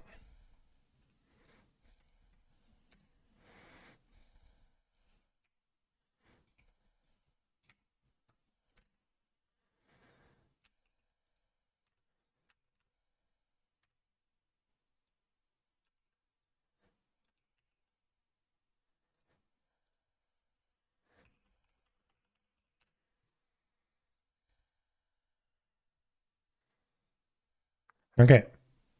So now everything actually compiles. That's interesting. But okay. Do we have anything else? Have this weird publish project though. No, it's not the project anymore. It's just the binaries. Okay, good. Yeah, I did have a project, a separate publish project. I get rid of it. That's perfect.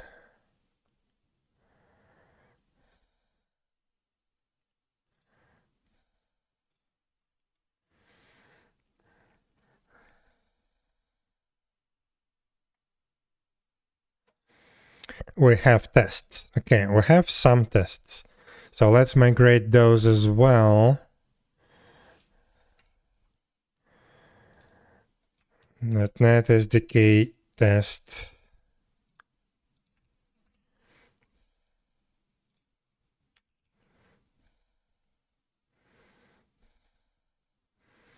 I guess 17.3. Latest stable. 17.13, I mean. System reflection type extensions. 470. Yeah. X unit. Do I still need this? I don't think I do. And X unit.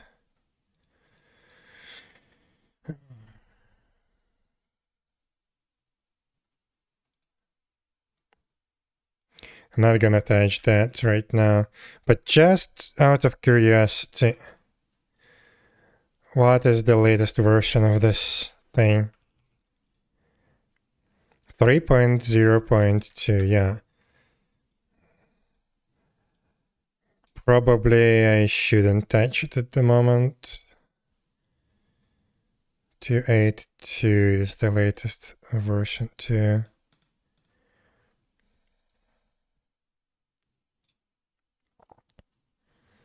Nine months ago. You know, let's migrate to that. At least let's try. 2.8.2.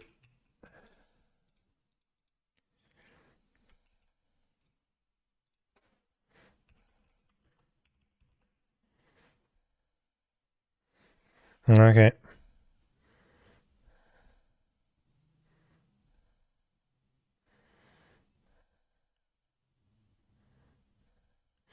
What?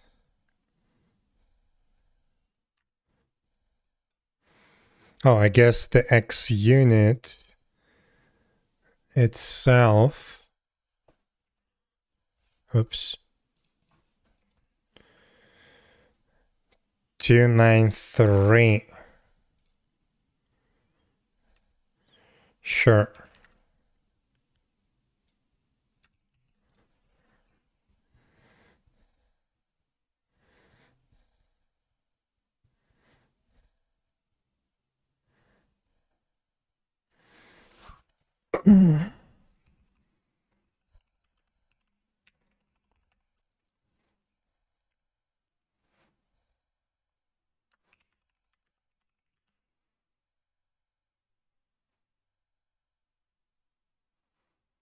Okay. Tests are working. So why did I need this one? I think this is just to integrate into the actual full Visual Studio, right? Visual Studio Runner for XUnit. It's supposed to build in Test Explorer feature Visual Studio 2022 or later.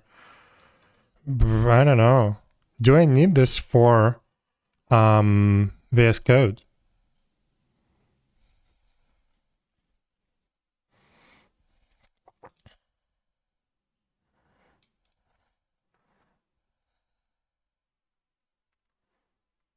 I don't know. I guess let's leave it.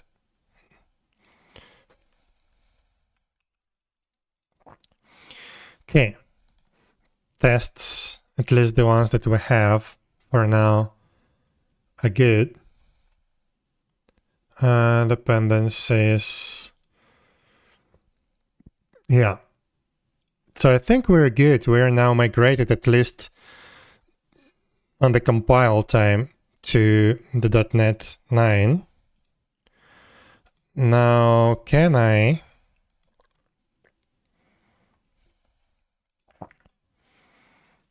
run the project? Let's start with the gateway. Interesting.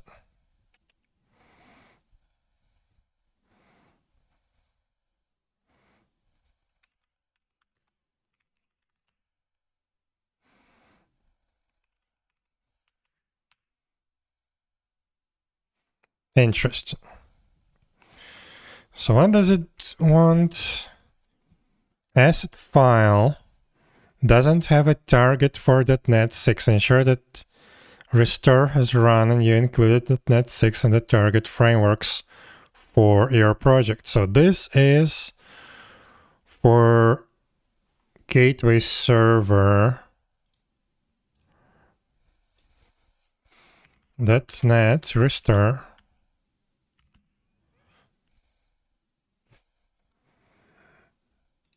Let's try again. No. So what do we have in the run command here? Just run bat. So if I do run here, oh my god. Yeah, it doesn't work. So what do we do right here? Oh.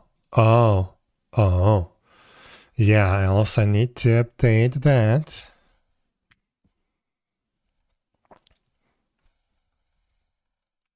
So all the run scripts need to be updated to .NET 9.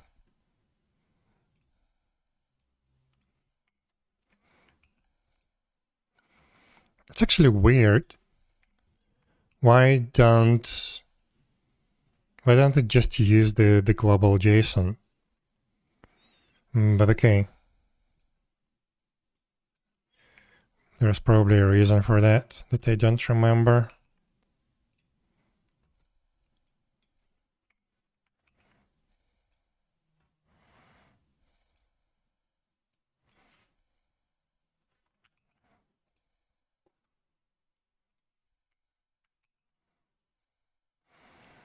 Right. Now let's try.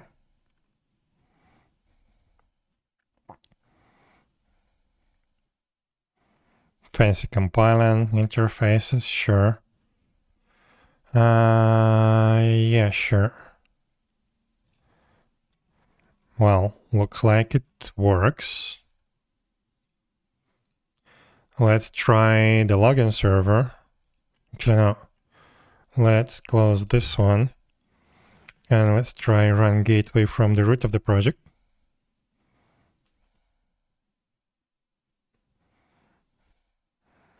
Okay. Now run login.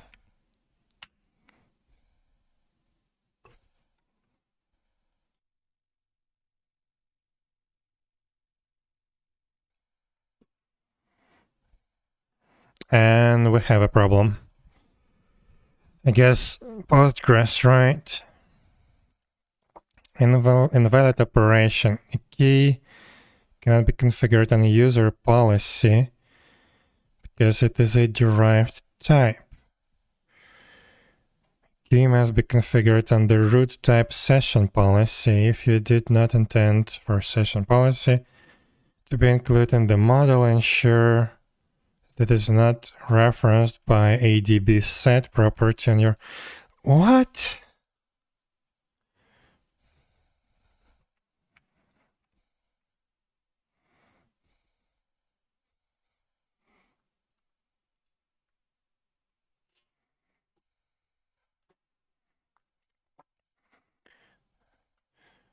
A key cannot be configured on a user policy because it is a derived type. Are you kidding me?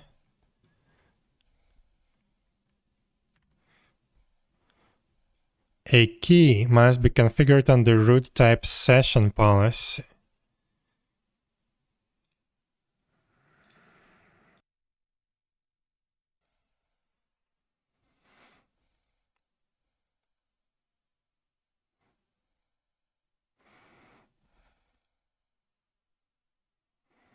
But I'm not putting the session policy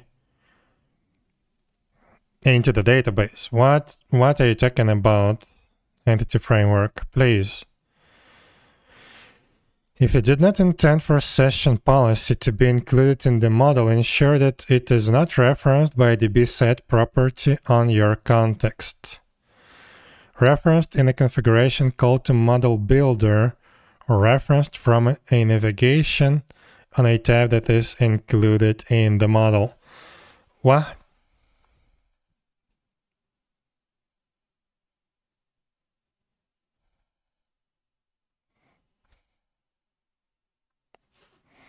So it looks like it is referenced somewhere.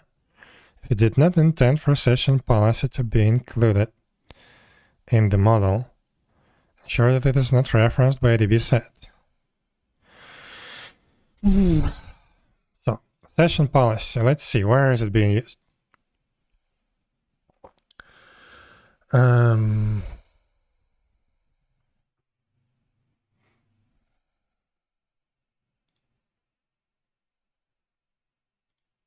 It's not referenced.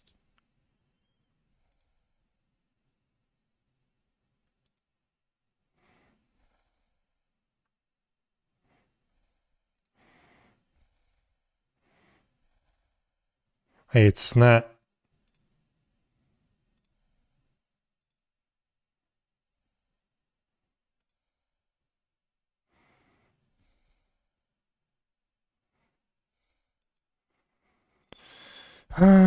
This is stupid. What the actual...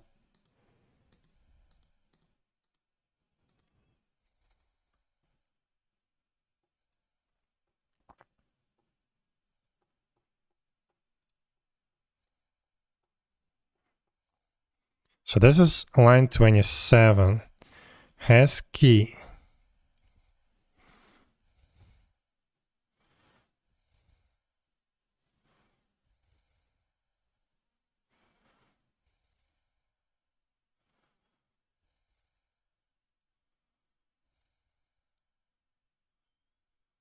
What if I move it to the top? Is this because of this line?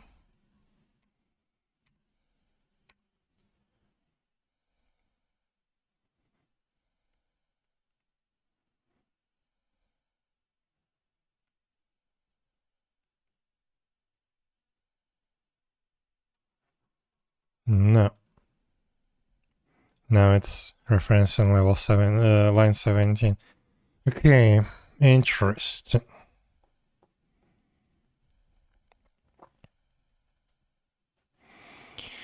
So if you did not intend for session policy to be included in the model,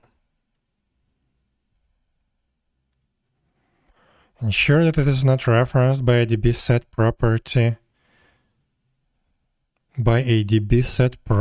on your context. It's not. Right?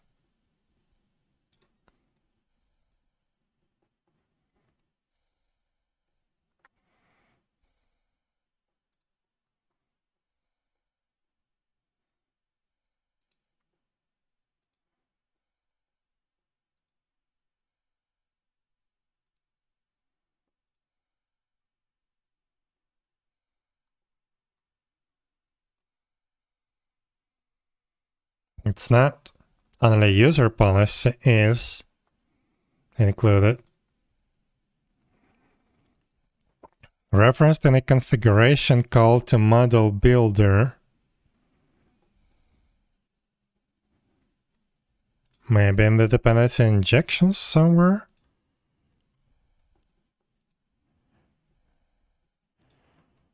No. Referenced from a navigation on a type that is included in the model.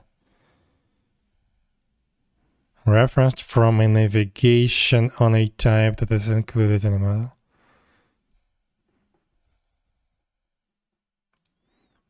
Like literally what?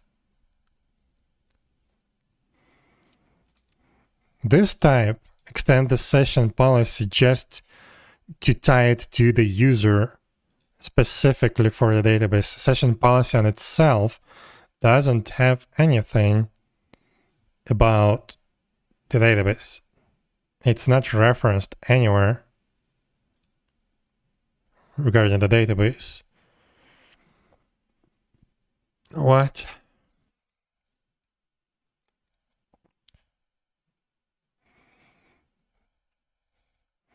Controller queue, user policy, and controller.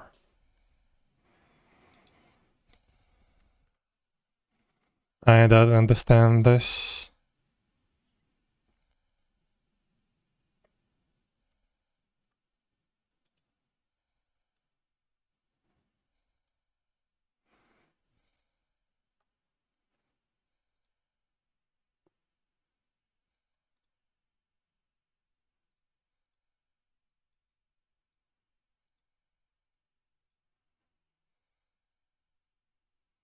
Hmm.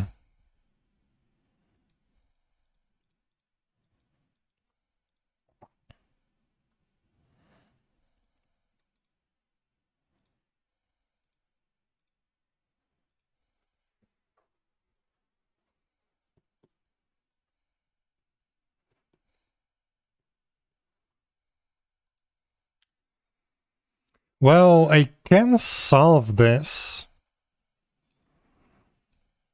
Even though this is totally stupid. But I can create an interface, iSession policy, that would have all of that. And I can create a user policy that just implements that interface, right?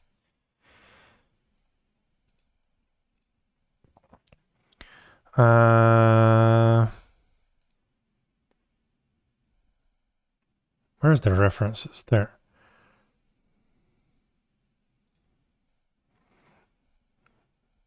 So yeah, this thing only uses this as an interface. This one is not though. But it could be a separate type, I guess. So this is gateway server login. Yeah. We can create session policy and we can have a separate, but this is so stupid. Why the hell Entity Framework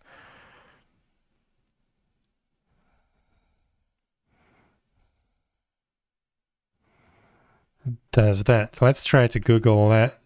Oops. Wait, what?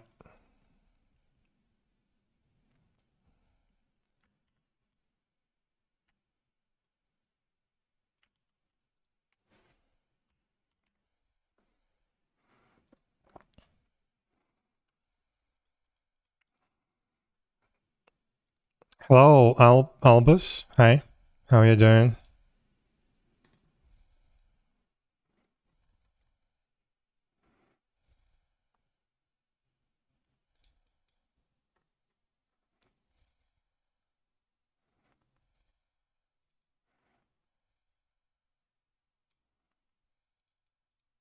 This is weird.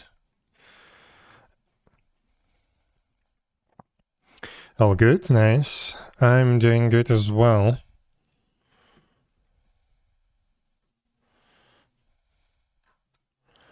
It's just I'm a little bit stuck right now. I don't understand why, like what entity framework actually wants from me. Because it was not doing that before. And the thing that it says doesn't make any sense.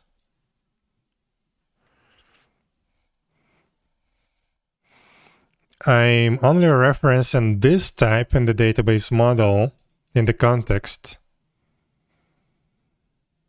But somehow it also references this one just by itself. I don't know.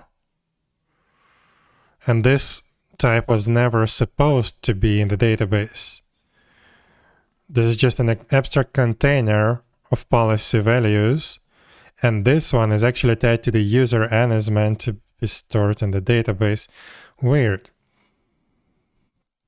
Gravity cut tricks. No, this is my own code. I'm trying to upgrade the framework that I use to build my server from one major version to another, skipping a couple of others. And yeah, it was good so far, but then I get to this point that I absolutely have no idea why it even happens. And Googling that doesn't really help.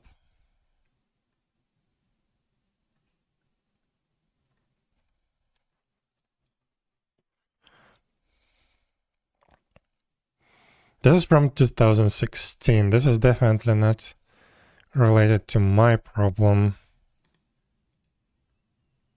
And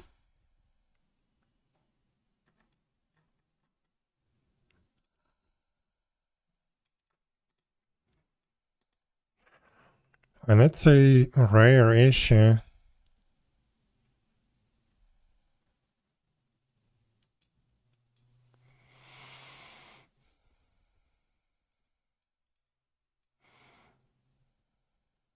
This is weird, but okay.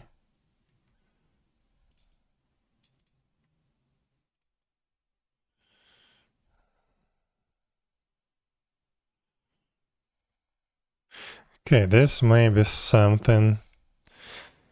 From what framework I moved to? My server was running on .NET 6 previously, and I didn't update it for a long time. I should have migrated to .NET 8 when that came out, because that's the next LTS release after .NET 6. So now I'm migrating to .NET 9. And yeah, it was going okay until this weird problem.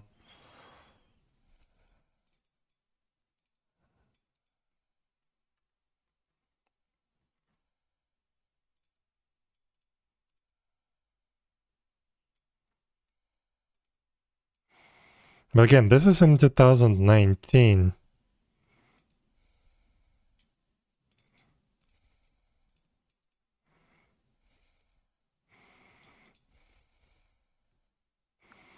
Yeah, this is definitely way older versions. And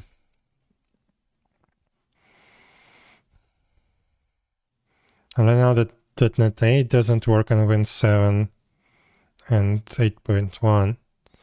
Well, I'm not targeting Windows 7. Like this is just the server-side code, and I run it in Docker. On Linux. I don't really care about Windows compatibility for this one.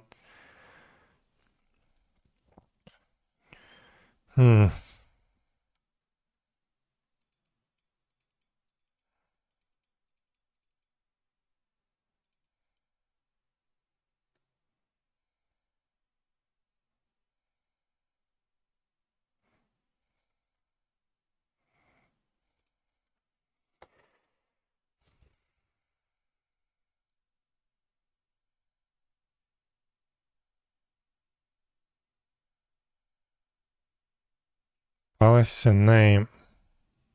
That's just a string. Date time offset. No complex types whatsoever.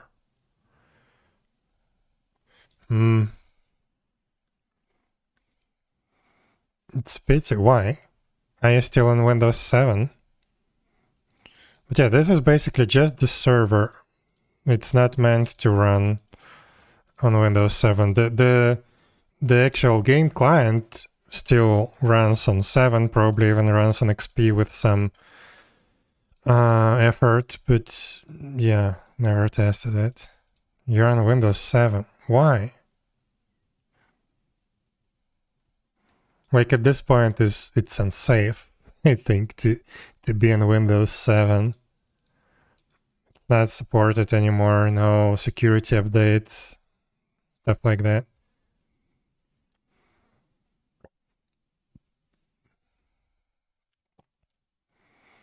What benefits give .NET 8 over .NET 6? Like, it's not actually relevant, like what benefits. Well, first of all, it's gonna be like a lot of performance and security issues, but to me it's important to basically just keep up to date with the current framework infrastructure, because a lot of stuff, like for example, the next step that I want to do after upgrading to the modern version of .NET is to finally try and put it in Kubernetes.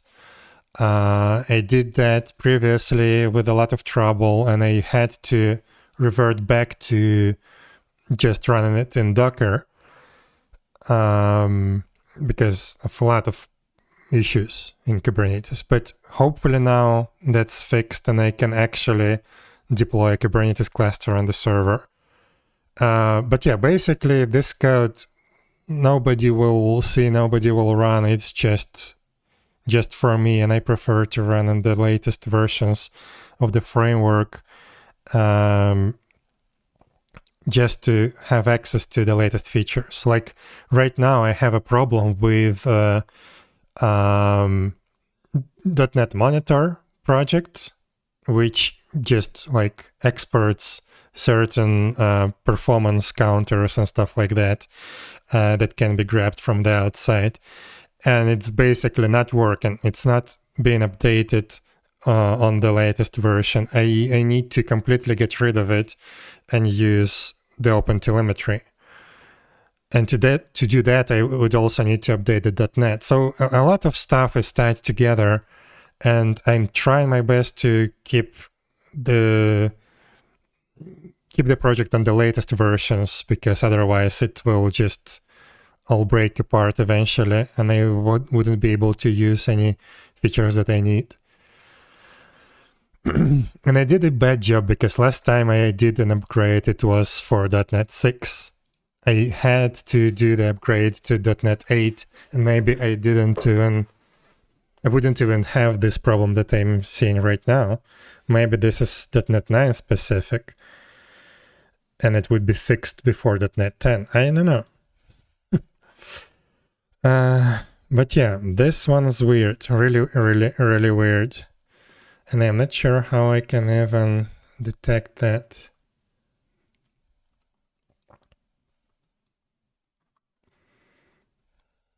So this is EF Core 2022.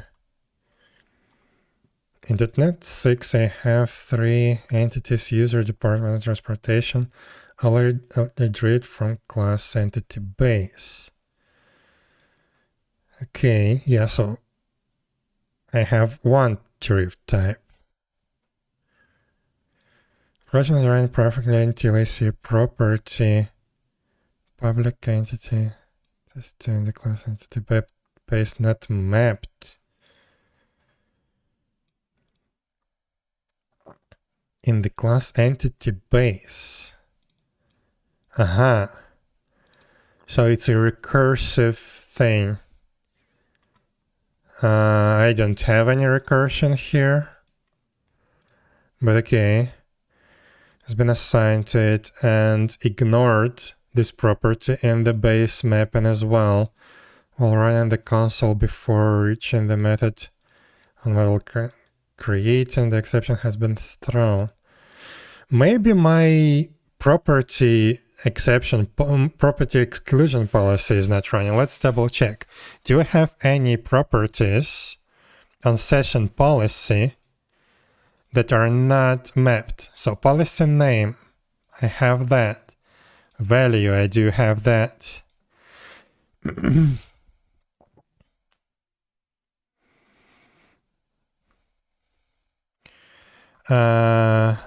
Active until, I have that. Reason, I have that. Is active. Is active is not mapped. So maybe it actually tries to map this property automatically. How do I ignore a property? Ignore entry is active.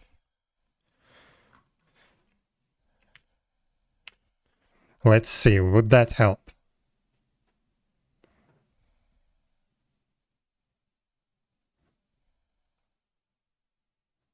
No.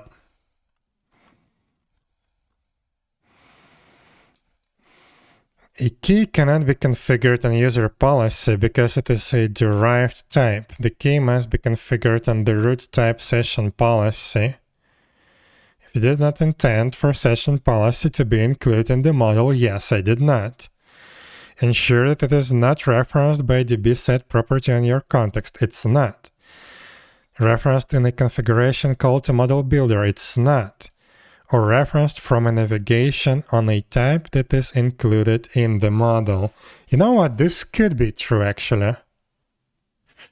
This actually can be true. User. Where are the policies? The way many projects use Qt, how about with another programming language? Yes, Qt is for C++ and it's mainly a UI framework. So this is like for desktop applications, but this application is for the server. It just runs in the console. Nobody sees it, nobody interacts with it. It's just running there. And yeah, I built it on .NET, and I'm very happy with that. It's just, yeah, I personally, like, for this .NET, well, how do I even describe this? So to interact with the database, I actually use a custom repository pattern that I wrote on top of Entity Framework, basically. It's not meant to be used like that, and it requires some custom tweaks to the built-in like model builder, which is a problem. I'm constantly struggling to update this to newer versions because I'm interacting with internal code of Entity Framework that nobody should touch from the outside, but I have to. So I think this is something related to that. So probably maybe session. Maybe session has reference to the policies. Session policy collection, yes, there it is. Reverse engineering? What do you mean? No. So session policy collection. So maybe this gets automatically mapped, and I have suspicion that my automatic property ignore is not working. So let's try to do ignore policies. If that works, then I definitely have a problem with the default, how is it called? I already forgot. No, I still have a problem. Where else can it be? Session policy. Session policy collection. So yeah, maybe this. Controller queue.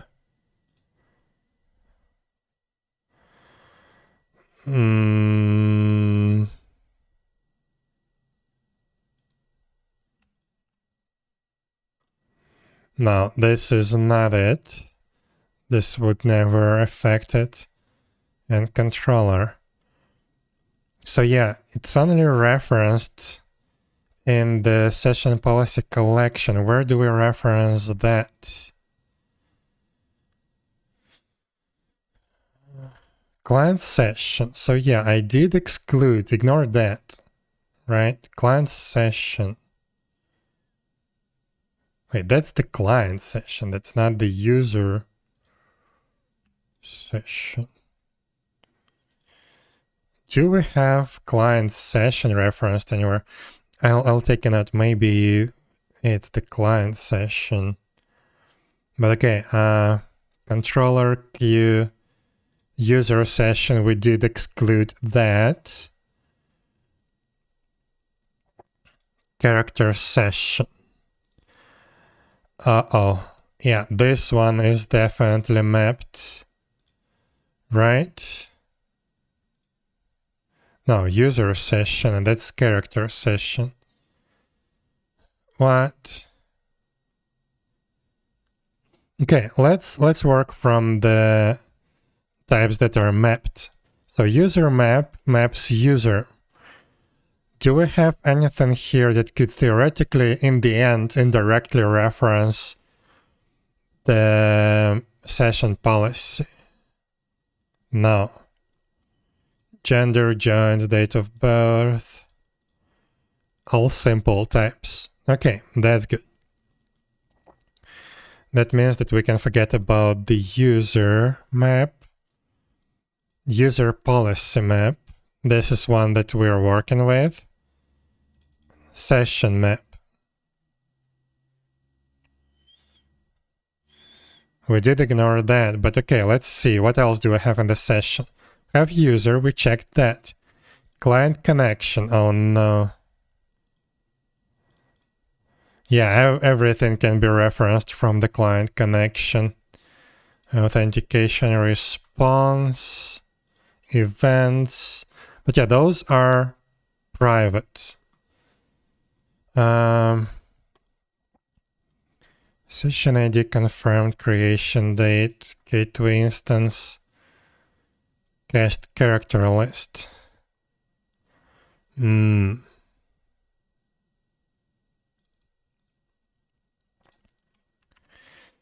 let's see. Let's basically exclude every property that's not mapped. We don't care about events. ID, confirmed, those are mapped, right? Confirmed is not mapped. Yeah. Creation date, we have that. Update date, we have that. Gateway instance GUI, we have that. Cached character lists, we need to add this one. Oops. Is closed. I guess so. User. That one, oh crap, that one's mapped.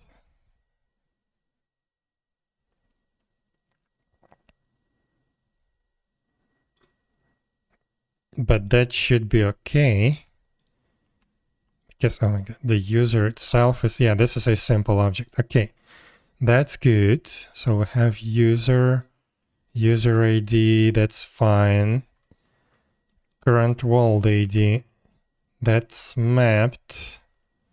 Current character ID, mapped. Channel ID, mapped. This should be excluded.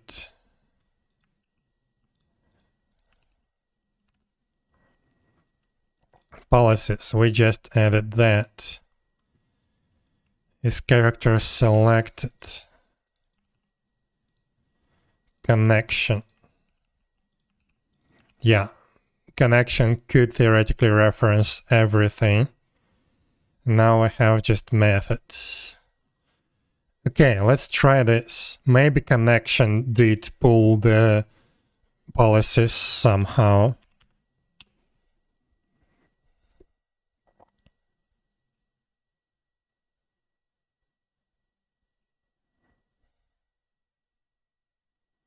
No. I have no idea then.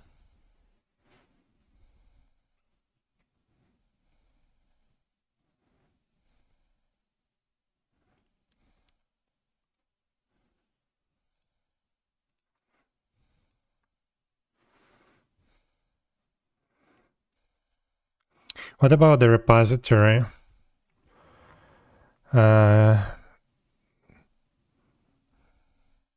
User policy repository that only references user policy.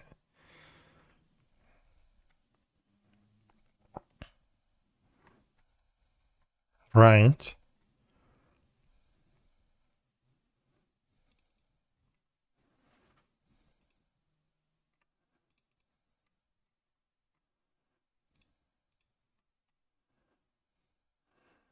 Yeah, nothing in the repositories.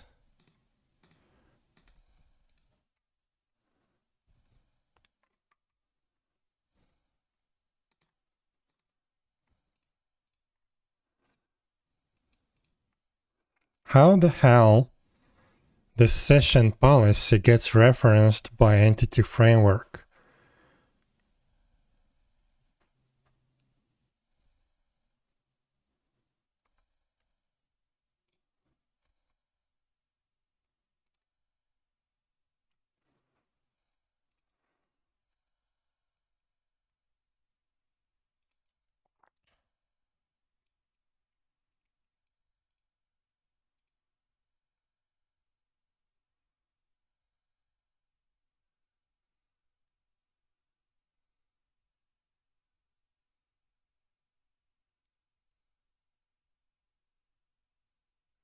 Session policy collection.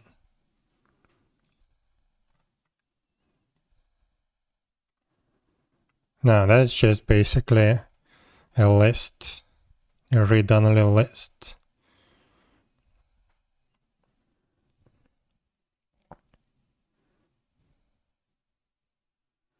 I don't know.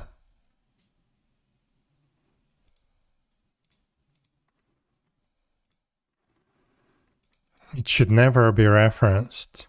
It's just the base type, and it only gets extended to store it in the database in relation to a user. That's the main purpose, and I don't want to change that. Like theoretically, I could change this session policy, or at least implement some kind of interface, iSession policy, with all the properties, and only use that. And for user policy, instead of extending from a specific class, I would just implement an interface with its own methods. That would probably solve it, but I don't want to do that. That's code duplication.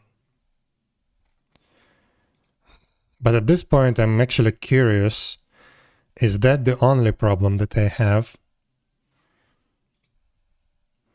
Because maybe the problem is somewhere deeper and all the types like this are not working. Maybe my entity framework configuration is not working. That is very much possible. So let's get rid of this first of all.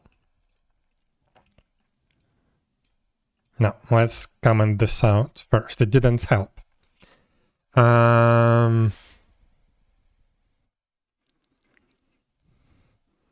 Let's commit what we have to the repository. Right, I don't have repository in VS Code. For some weird reason, I didn't load it.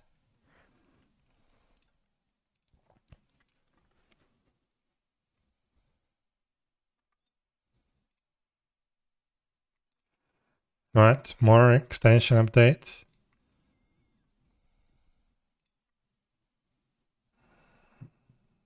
Where is Open Recent? There.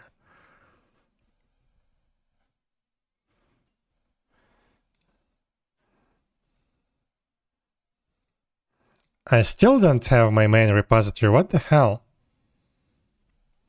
Well, it's still loaded. But what the actual hell?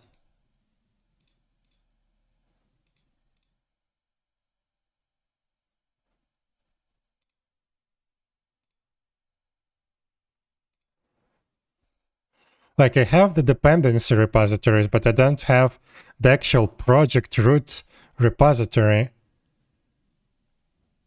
Wait. No, it's not gone. Otherwise, I wouldn't see all these changes that they just did. What the actual hell? What's going on?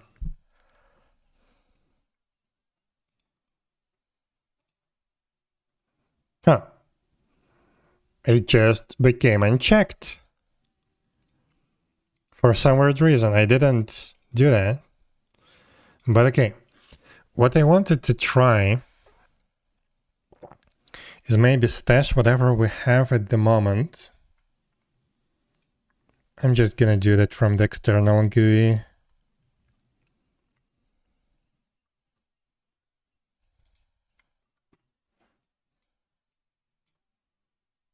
Wait, that's not it.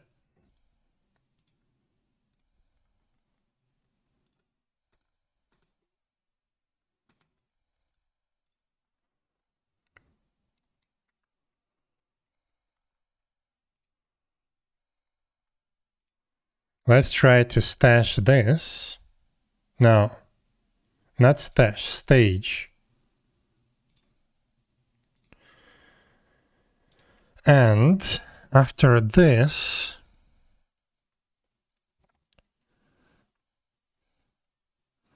what? You guys struggling to catch the star? After this, we can implement an interface for this thing. iSession policy.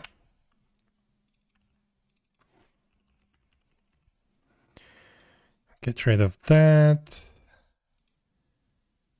Policy name, just get value set, active until set, reason set is active boolean get. That's going to be our interface.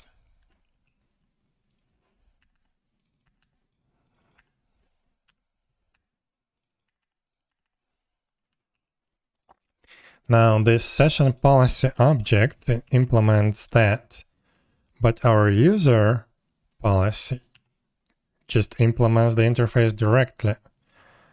Don't have any base. So we need to copy this. We need to copy all of this to here.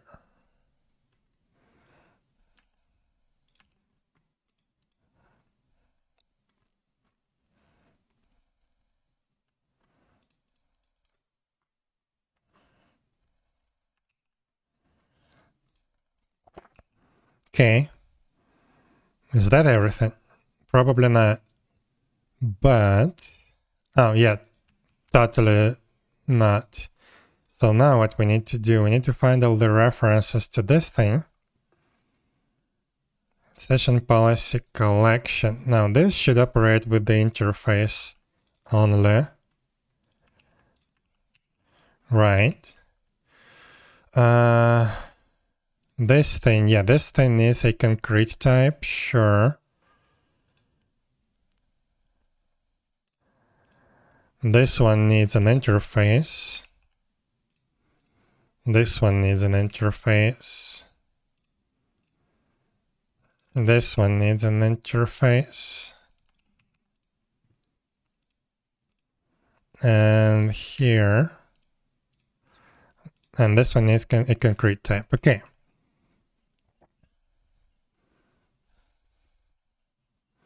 Let's try to run it. probably I missed something, but we'll see in a moment.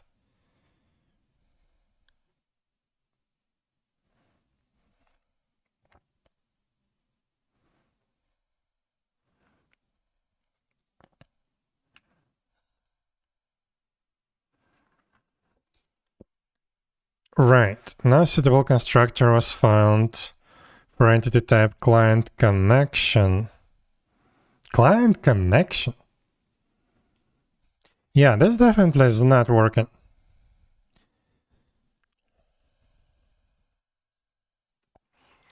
It shouldn't touch the client connection. So yeah, we have a big problem, unfortunately.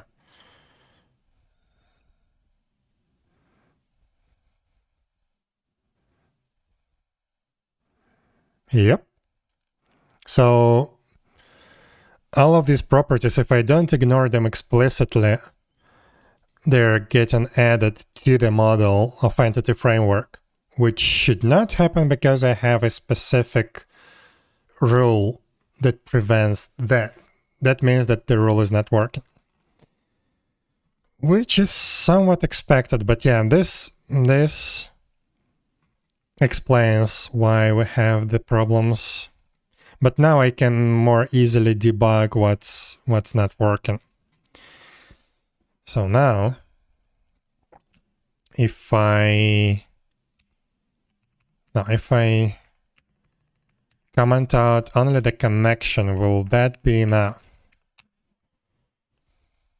Confirmed character list.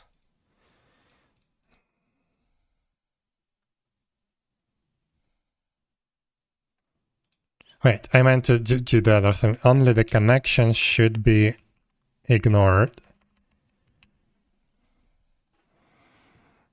Or do I need to also ignore policies? Yeah, probably. Cached character list, probably. Authentication response, yeah. This is stupid. But okay.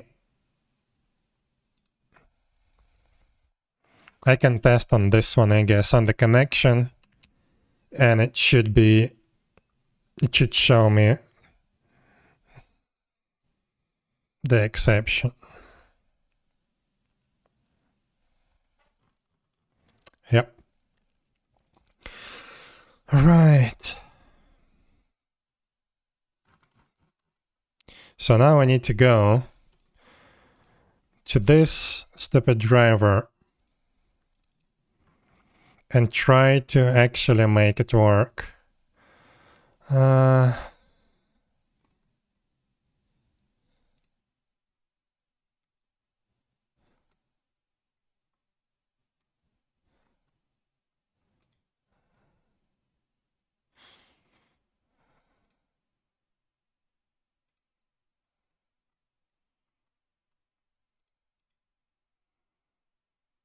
Convention set builder. So I did... Wait, where is it being used?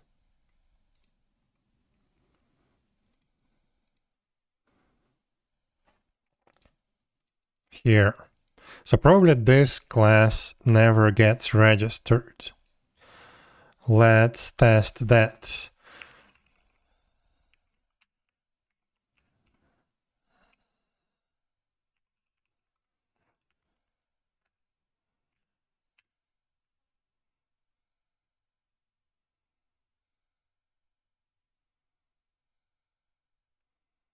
That's my main suspicion. No, it's actually being created. Okay. Does it execute create convention set?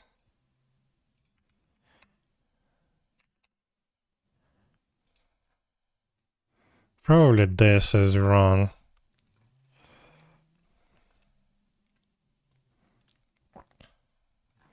Yeah, it does. Gets executed.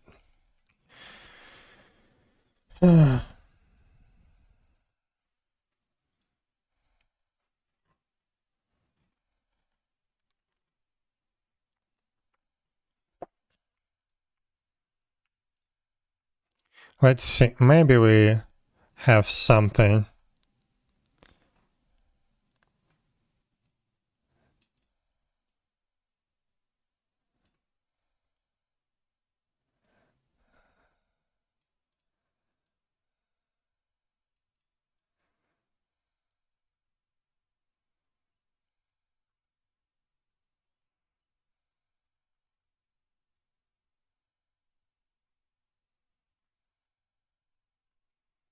So what do I need to do?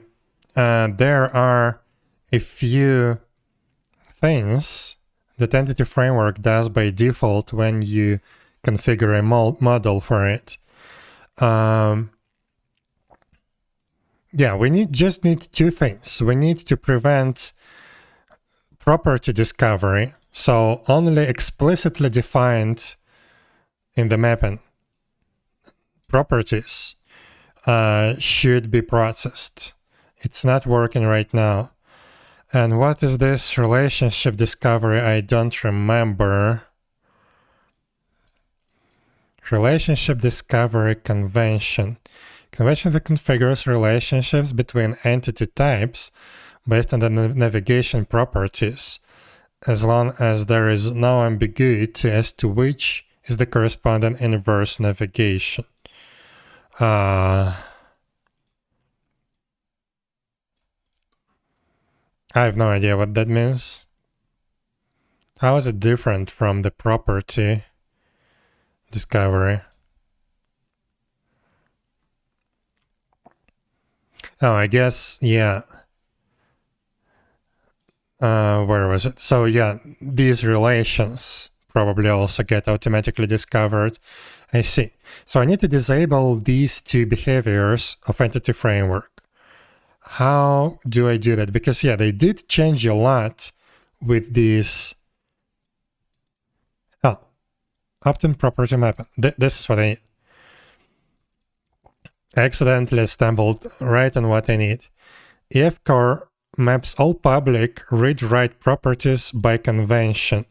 This may not be appropriate for the way your entity types are defined. To change this, you can replace property discovery convention with our own implementation that doesn't map any property unless it is explicitly mapped in on model creating. This is exactly what I need. Or marked with a new attribute called persist. Is that for .NET 9? Is this page meant to be for .NET 9? I don't know. I guess. Doesn't mention. Wait, where is it? Oh no. Oh no. There it is. Okay.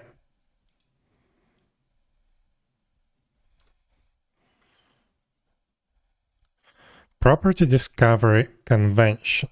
Yeah, this is my implementation. Sure.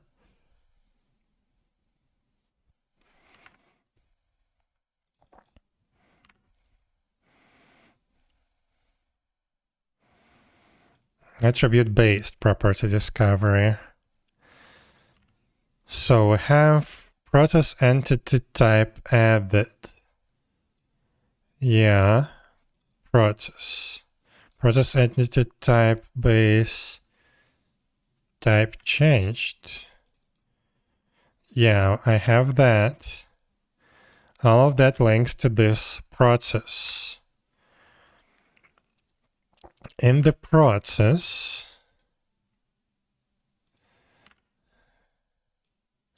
get runtime members.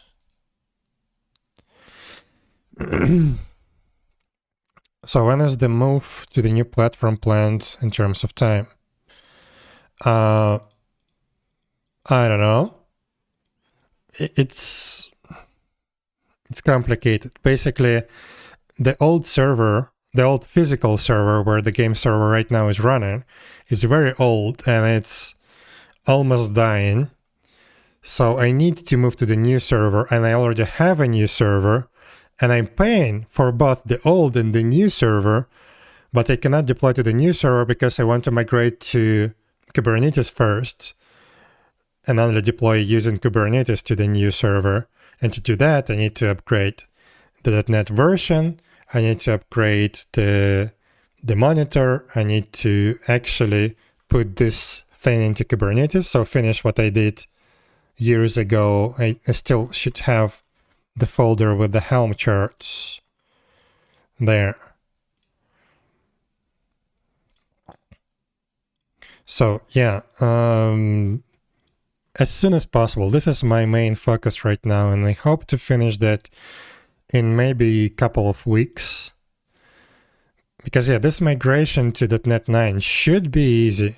I was actually hoping to finish that today, but now I'm not sure. This is not working as expected.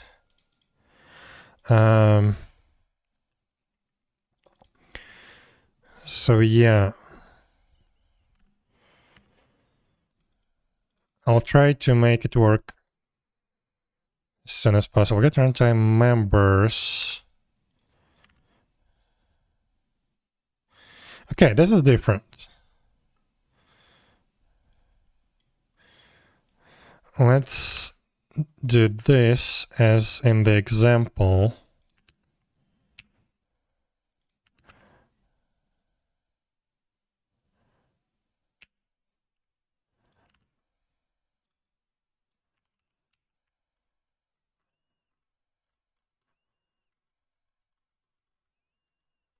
What is this?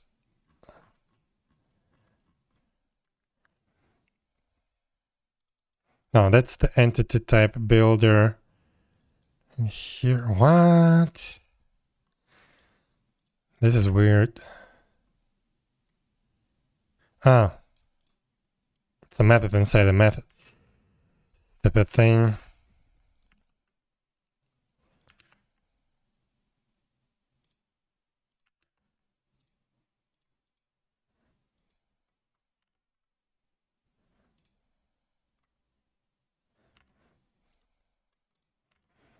What? How is that working?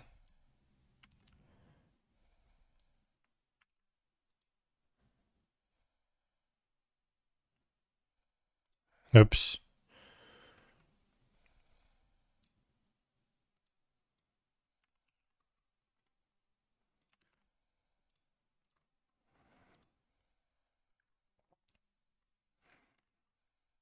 So let's see. Well, think then? What do you mean? What you gonna think about?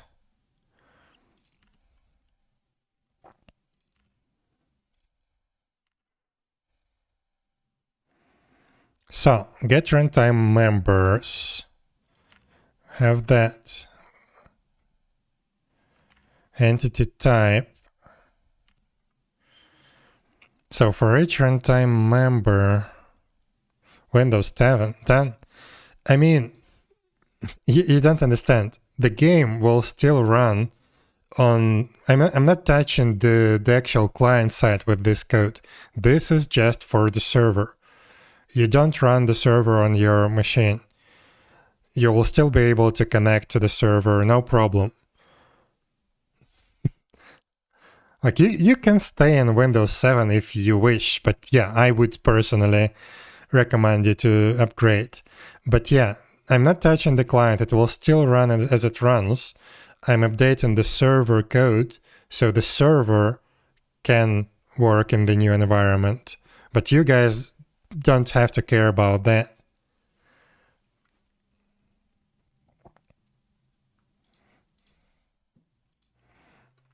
So yeah, nothing changes for you. This is only, yeah, this is only my problem.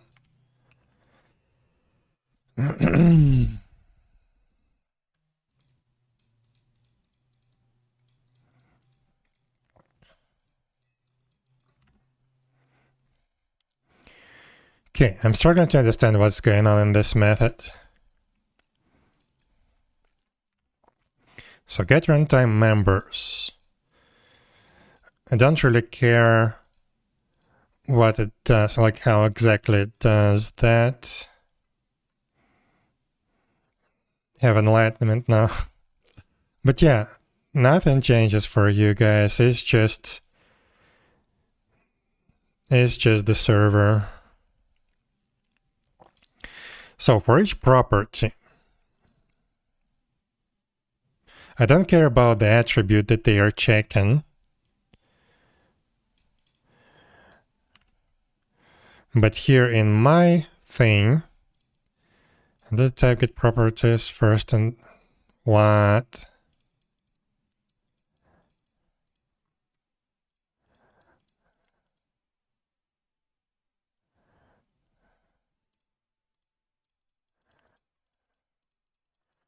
Hmm.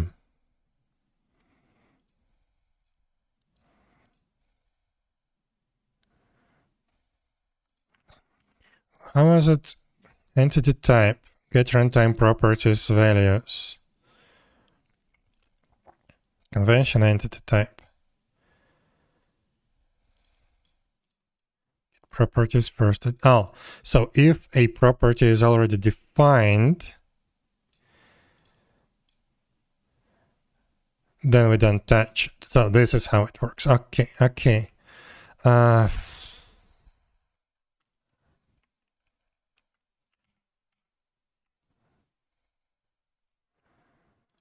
Hmm.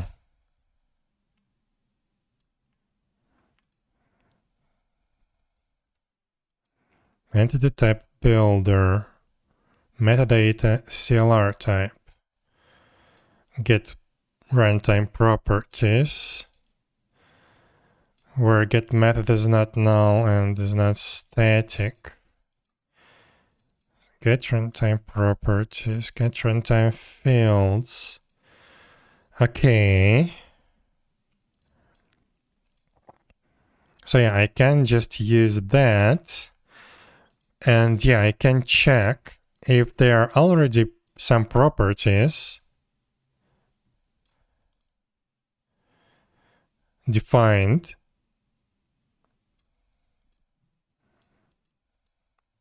Now, if there is a property defined with the same name,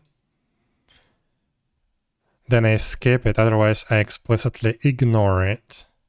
What's wrong with this one? I guess the collections, yeah.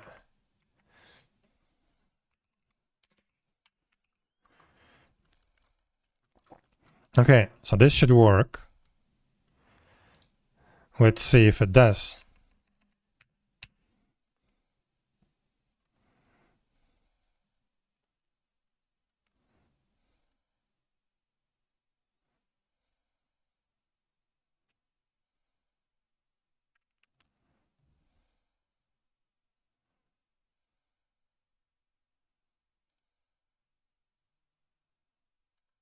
No, it doesn't.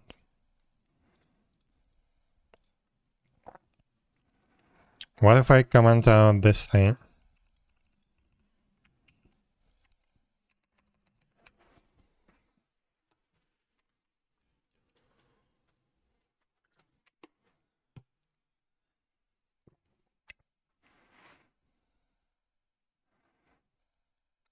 It should complain that property is ignored, but I'm trying to map it or something like that. No, it doesn't do it. No suitable constructor was found. Yeah, it still tries to do that. But okay, we've built this class, right? Now what? So let's see. Yeah, we're extremely close to this example. It's just we don't care about the attribute. We're actually looking for the mapping that already exists. Oh, wait, what is this? Dependencies, type mapping, source. Find mapping for property. This is probably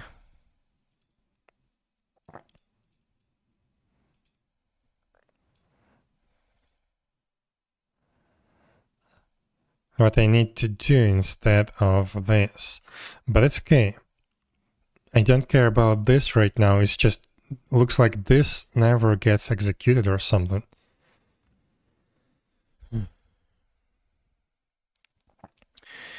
Just for record, which system requirements are for clients?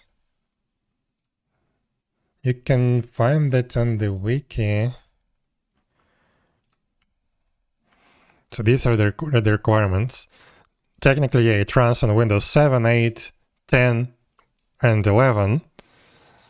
Yeah, just basically have a processor, have some memory, have some graphics card, 4 to 6 gigs of space, have a monitor, have a network connection and keyboard and mouse. So basically, yeah, you can run it on anything almost.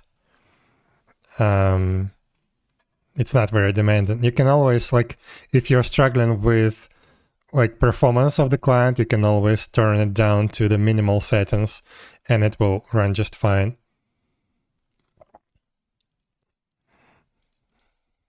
I think many years ago, I did try to run the original client, not my client. My client probably wouldn't be able to do that, but the original client did launch on an ancient PC with 8 megabytes of VRAM. So, and it was somewhat working. It was like 1 frame per 5 seconds, but it was rendering something. But yeah, my client does have a lot of changes, and it does have higher performance requirements. But yeah, it should run on anything, especially if you lower the graphics settings.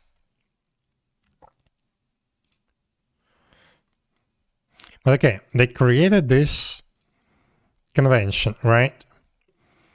When replacing built-in convention, the new convention implementation should inherit from the existing convention class. It does. Now that some conventions have relational or provider-specific implementations. Yes, I know. In which case, the new convention implementation should inherit from the most specific existing convention of the class. You know what? Maybe... No, that's actually Postgres, right? No, that's actually Microsoft.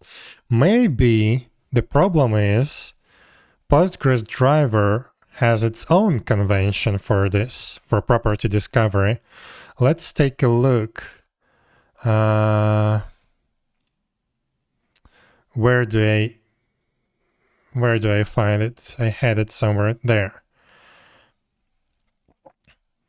Convention set builder. Wait. Convention set builder, right? And I have a convention set builder.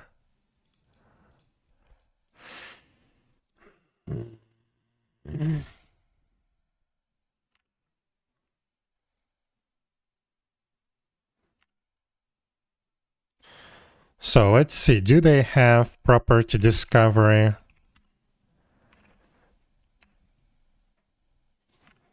How is it called? Property discovery convention. They don't have that. But yeah, it extends the relational convention set builder. That's the default entity frameworks thing. But yeah, looks like they don't have any replace convention. Okay, let's see. Let's walk down through the guide. The convention is then registered using the replace method in the configure conventions. Where? Configure conventions. Where is this method located?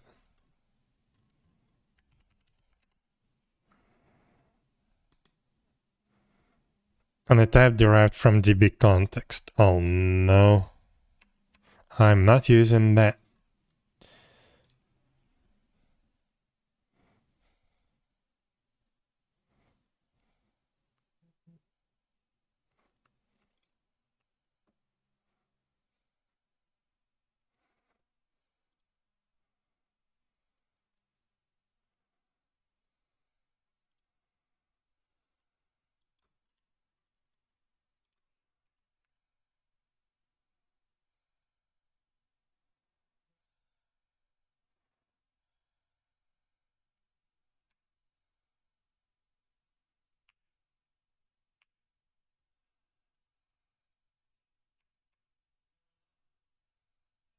But yeah, looks like there is now a replace method. I'm definitely not using that. I have this replay convention. It should be replace. 。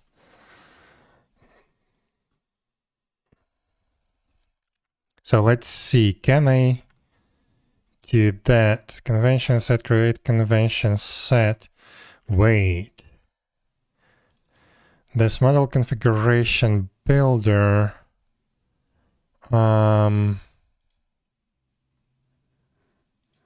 Context factory options builder. No. This is just to configure the options.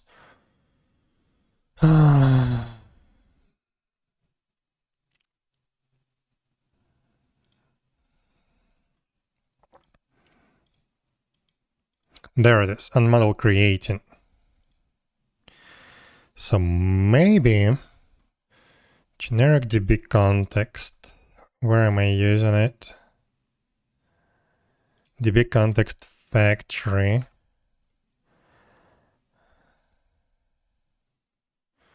Mappings. Options mappings.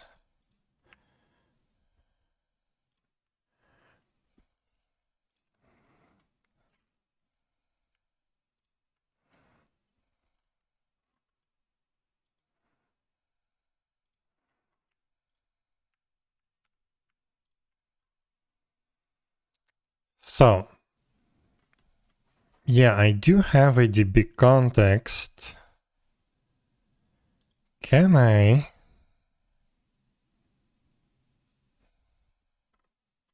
How can I let a provider-specific code to integrate into here?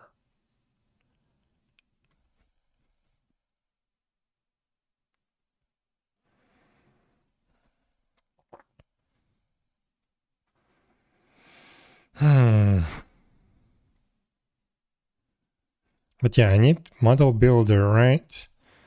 Model configuration builder. No. That's a separate thing.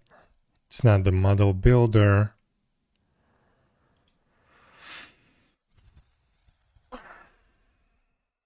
Let's see. Can I put it here? Yeah, that's the method. And here I need to replace the context. The discovery conventions, I mean.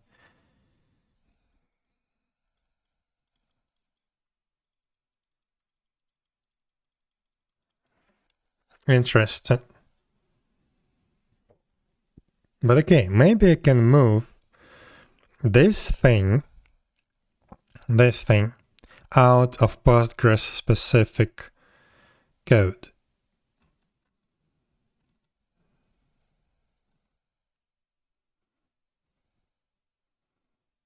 Can I? I'm not using any Postgres code technically, so let's try conventions, and we ignore by default property discovery convention. Let's move it here. Change the namespace to conventions.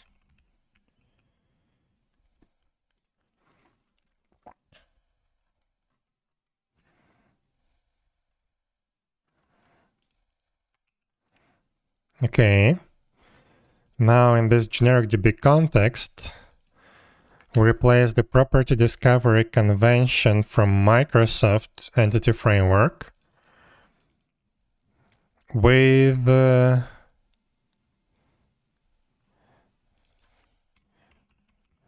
ignore by default property discovery convention. What? Interesting approach.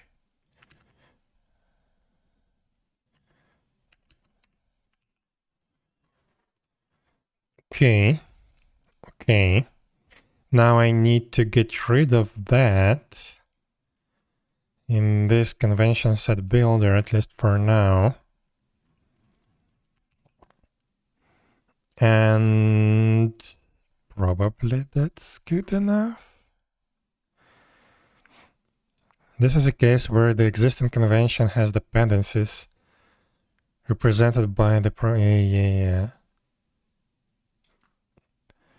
Notice that this convention allows fields to be mapped in addition to properties, so long as they are marked with persist. This means they can use private fields as hidden keys in the model. Yeah.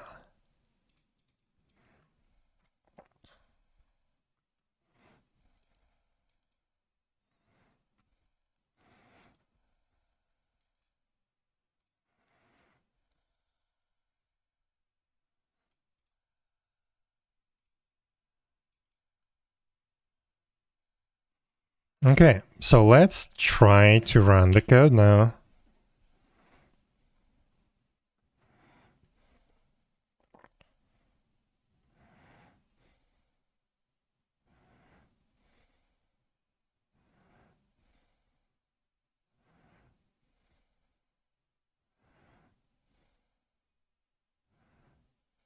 Come on. And it works. How the hell does it work?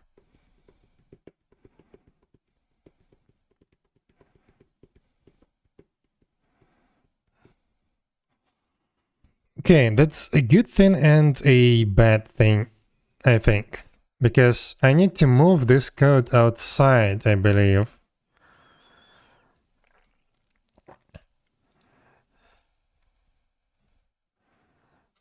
Maybe not.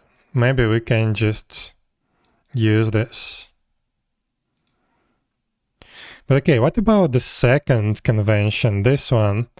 Ignore by default relationship discovery convention. Relationship discovery convention. Does it get mentioned here? No. So what does it do? A convention that configures relationships between entity types based on the navigation properties, as long as there is no ambiguity as to which is the corresponding inverse navigation.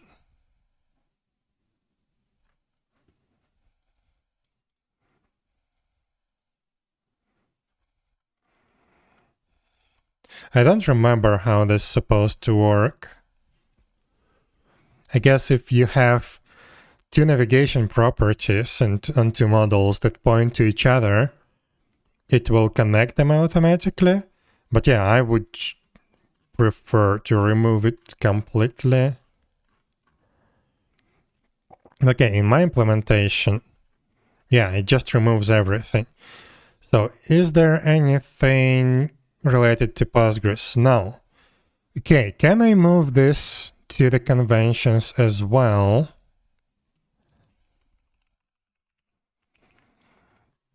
Since now it's not related to Entity Framework and npgsql, we can get rid of this and just add this right here, like that. Property discovery convention. Ignore by default. Oops. This. And it's the same requirements. Yes. Let's try to run it.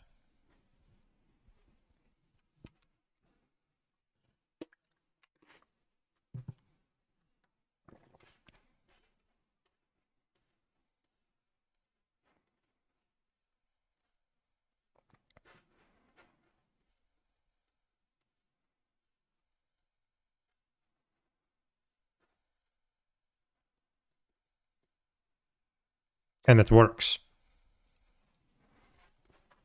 Okay, so now in npgsql, we don't need this convention set builder, because yeah, now it's actually properly defined. We now have an interface to modify the conventions directly in the entity framework, not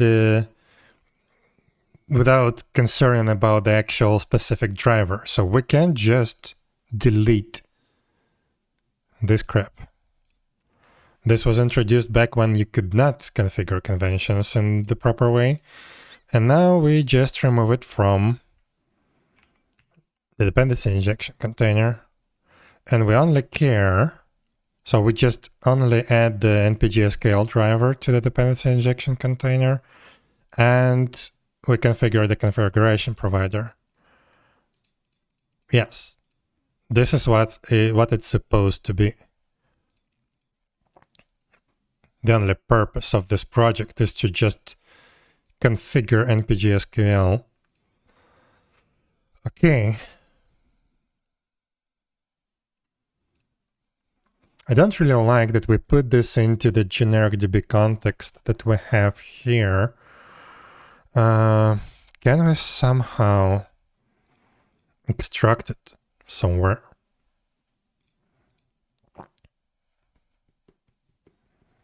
Like we could have, like we have the mappings, right? Where are they? Oh, they are injected by the dependency injection, right?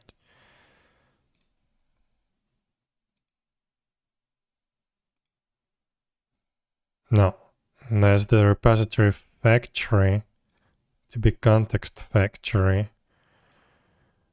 Where is this being used?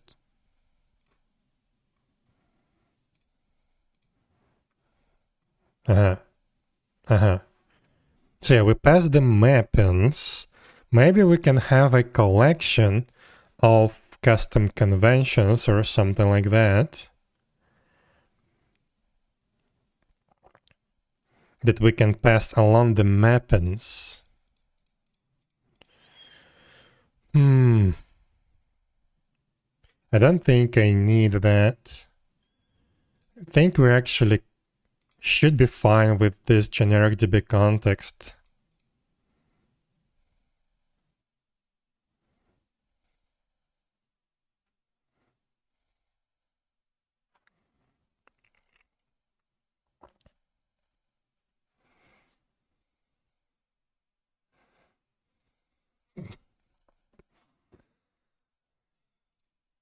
Yeah, I think we should be fine. It actually looks much better compared to what I had. And it actually works. So we can close all of that. Let's go back to our mappings that we had problems with, and let's delete everything. Everything custom that we had to add to work around the exceptions. Is that working now?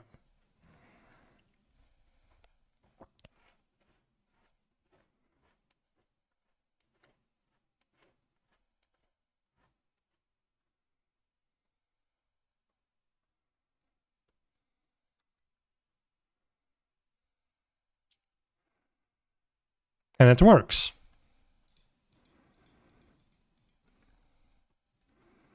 Okay. It actually works.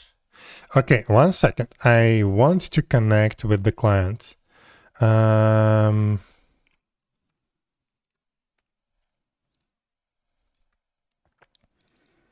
Make sure that it actually connects to the database and retrieves all the data and logs me in.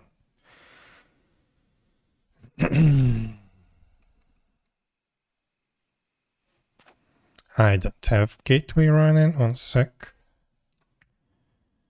Run gateway.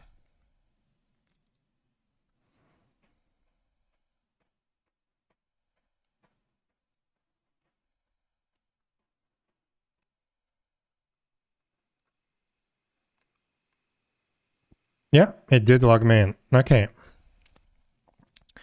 Let's enable this thing again. Okay.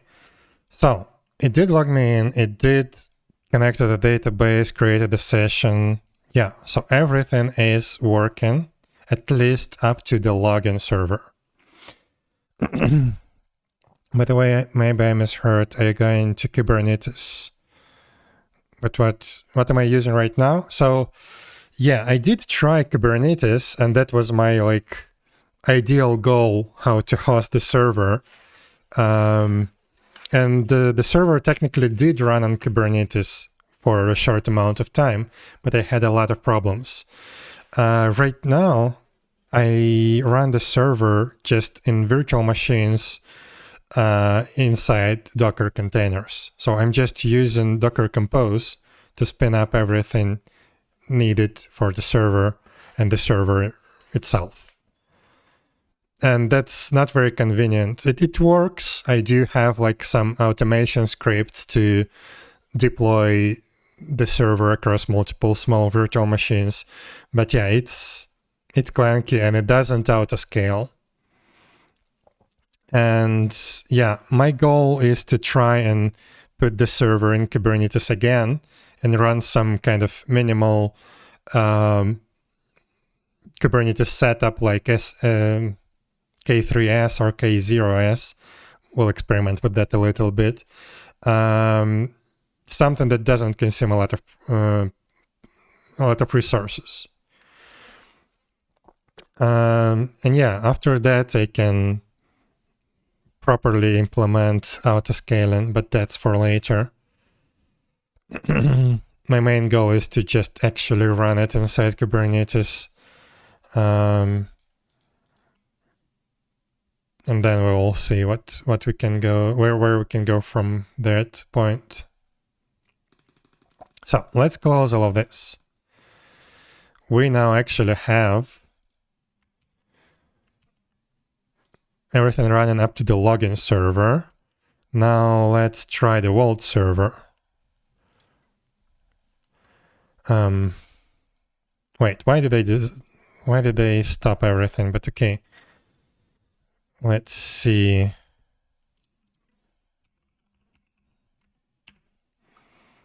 Let's try starting the vault server.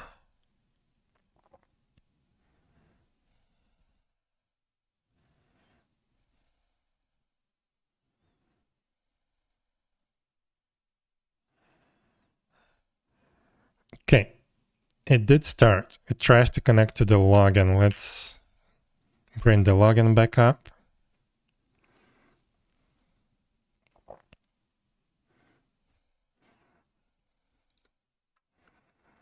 Okay. So the vault seems to be running. Let's try zones.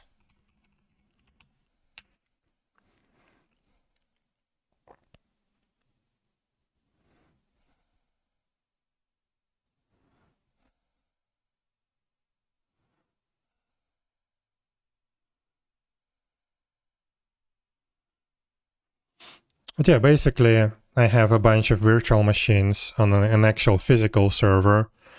And each virtual machine is, and basically I'm using virtual machines just to properly isolate the resources and partially to simulate a proper like production environment with multiple servers if I would ever go for that architecture in the future.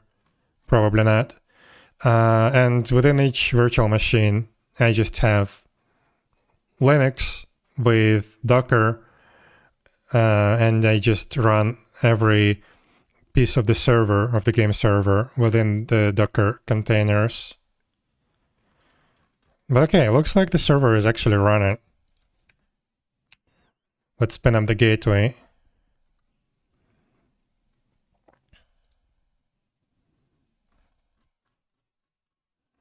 And the gateway is connected.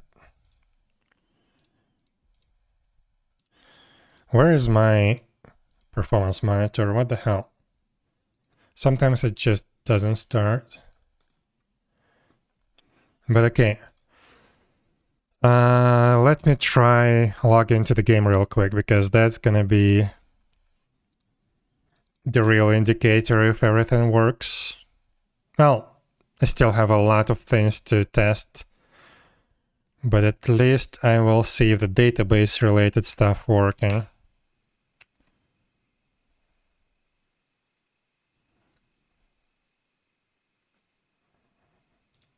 And I have a problem. Okay, let's see.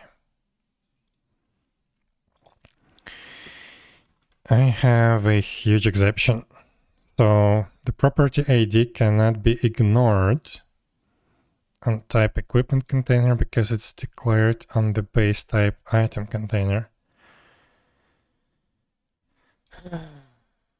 Why?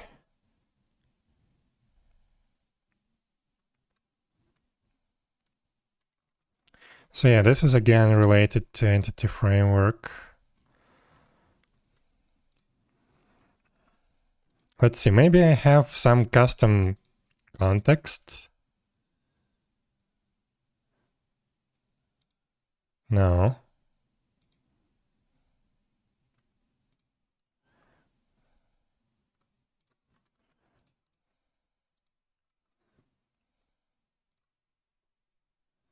No, this is the only context factory that I have. So what is this related to? I cannot ignore. Because it's declared on the base type item container.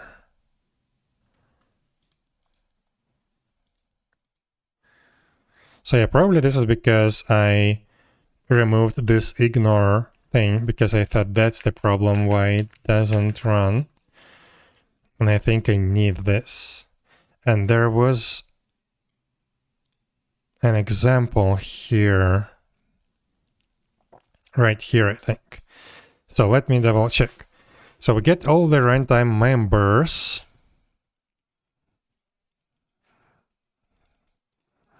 For the entity type.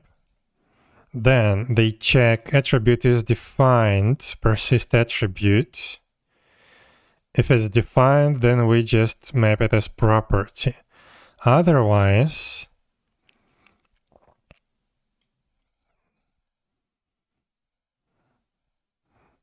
they get the property info. If this is the property info, dependencies, type mapping source find mapping. What the hell is this? I think this is how I have to check if the property is defined in the mapping, right? And if it's not defined, then I ignore it.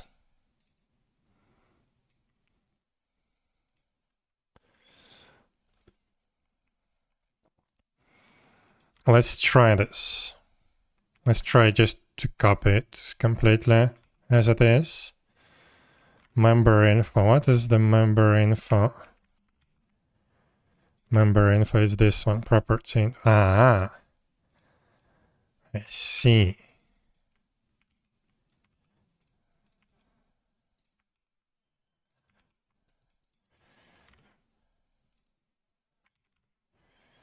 So if I put this here, it should be these dependencies, right? No? Is obsolete.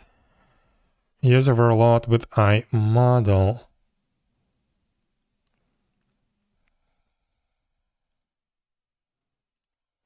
Interesting.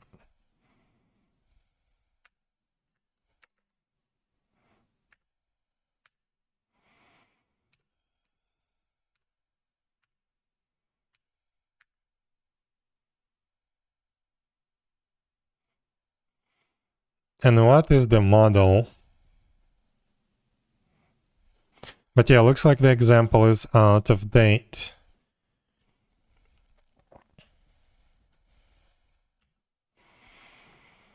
Finds the model, finds the type of the mapping for a given member info representing a field or property of a CLR type.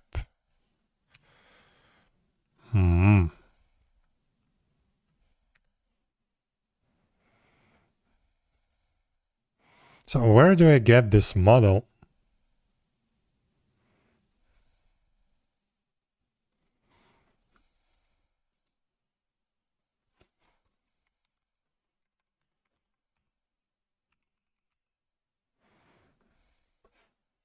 I don't have a model in this context.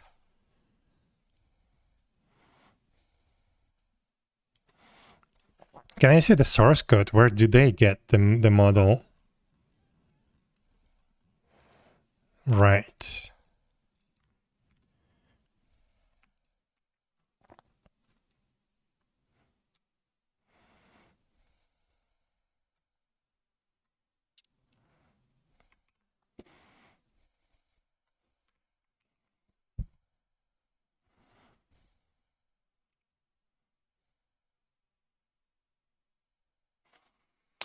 Well, okay, let's try to use my implementation first.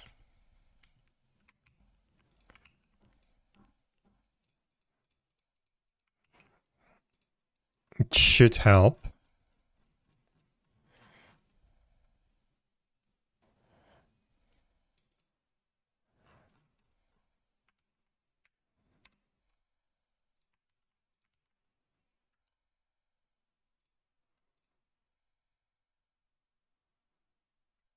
Yeah, I think what happens is like the ID is mapped explicitly to a property, but then I'm trying to ignore it and it doesn't work, which is expected.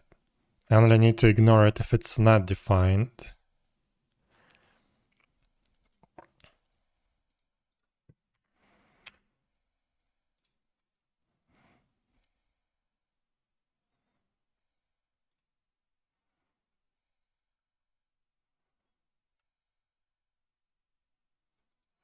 Also, I want to restart the login server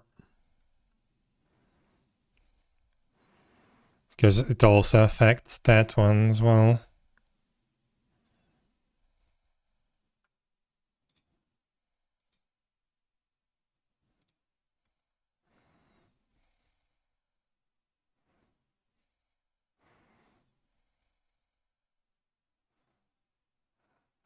Okay, the login server is working so far. Let me check if the client can connect.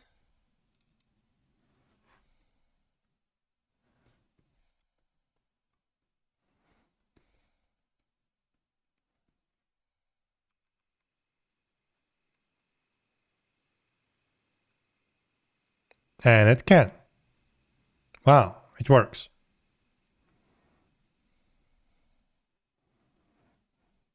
One sec, one last check.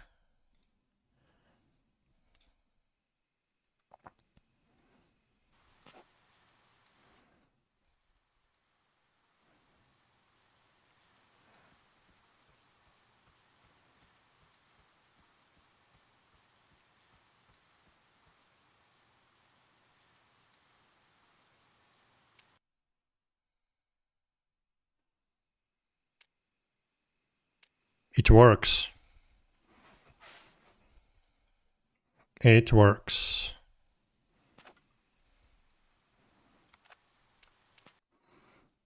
Okay, perfect.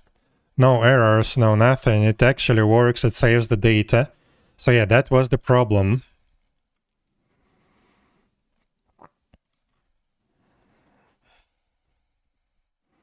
It's just, yeah, it feels like this is not the correct way of doing it. And I should do something like that, but this example is outdated. So I have no idea how to do this properly.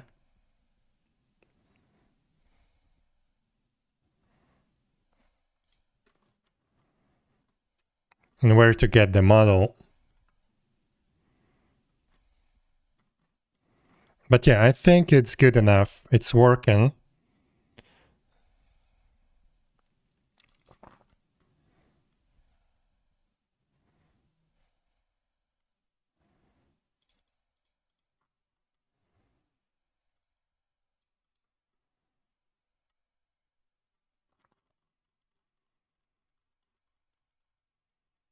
Just I wish they updated the example.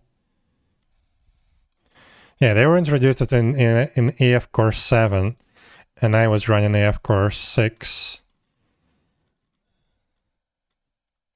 Okay, so that works.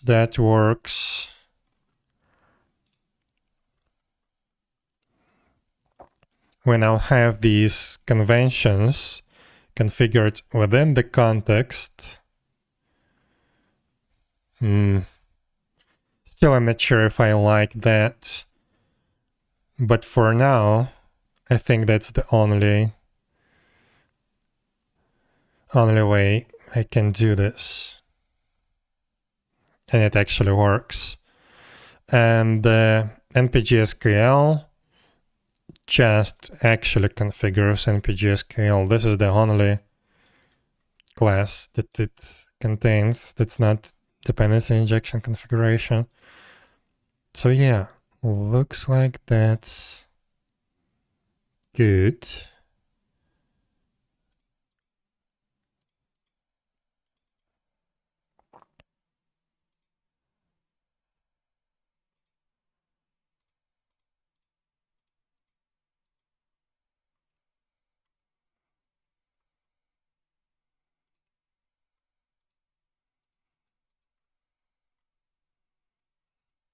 Okay, so now what do we do? The game is actually running, it's running fine. I think I still need to test it properly. And I have a list of stuff to do. Like we need to find alternatives to style cop analyzers. Yeah, not sure. I like style cop, but yeah, probably I have to find an alternative to that.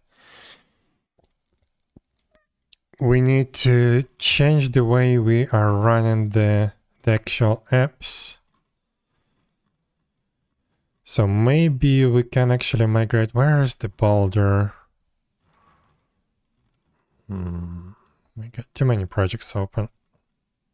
There it is. So maybe we can change this app and app runner to something that new .NET versions provide, like an actual app host. That would be a nice thing to research. Because yeah, probably this can be gone completely and I can just use app host to do everything. And yeah, platform abstractions need to be gone. CSV helper, that's a big one. Not sure if I can easily migrate that library. And yeah, one of the bigger things is the OpenTelemetry. I need to update that.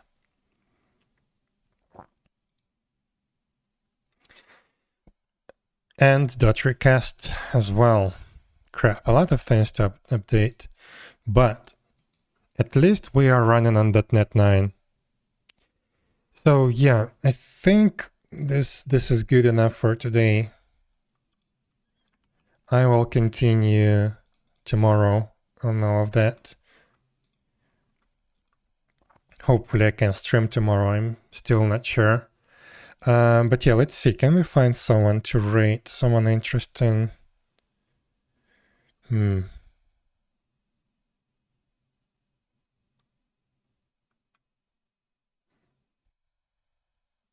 I think it's been a while since we rated 𝙽𝙀𝚂. And yeah, that's a related topic, I guess, .NET 9.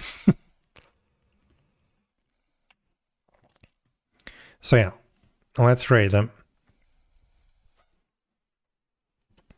So yeah, today we actually migrated finally to .NET 9. Still, I need to test everything. Still, there's a lot of stuff to update in terms of third-party libraries. And the most important is OpenTelemetry. So probably we're going to start with that tomorrow, unless I discover some problems with this migration. I still need to test everything. And yeah, once we finish updating stuff that we need to be updated, we can probably start experimenting with Kubernetes. So maybe even tomorrow, not sure. But yeah, let's go rate 𝙀𝚂𝚂. They are also programming in C#, also now .NET 9. And yeah, thank you everyone for watching, and I hope to see you next time. Bye bye.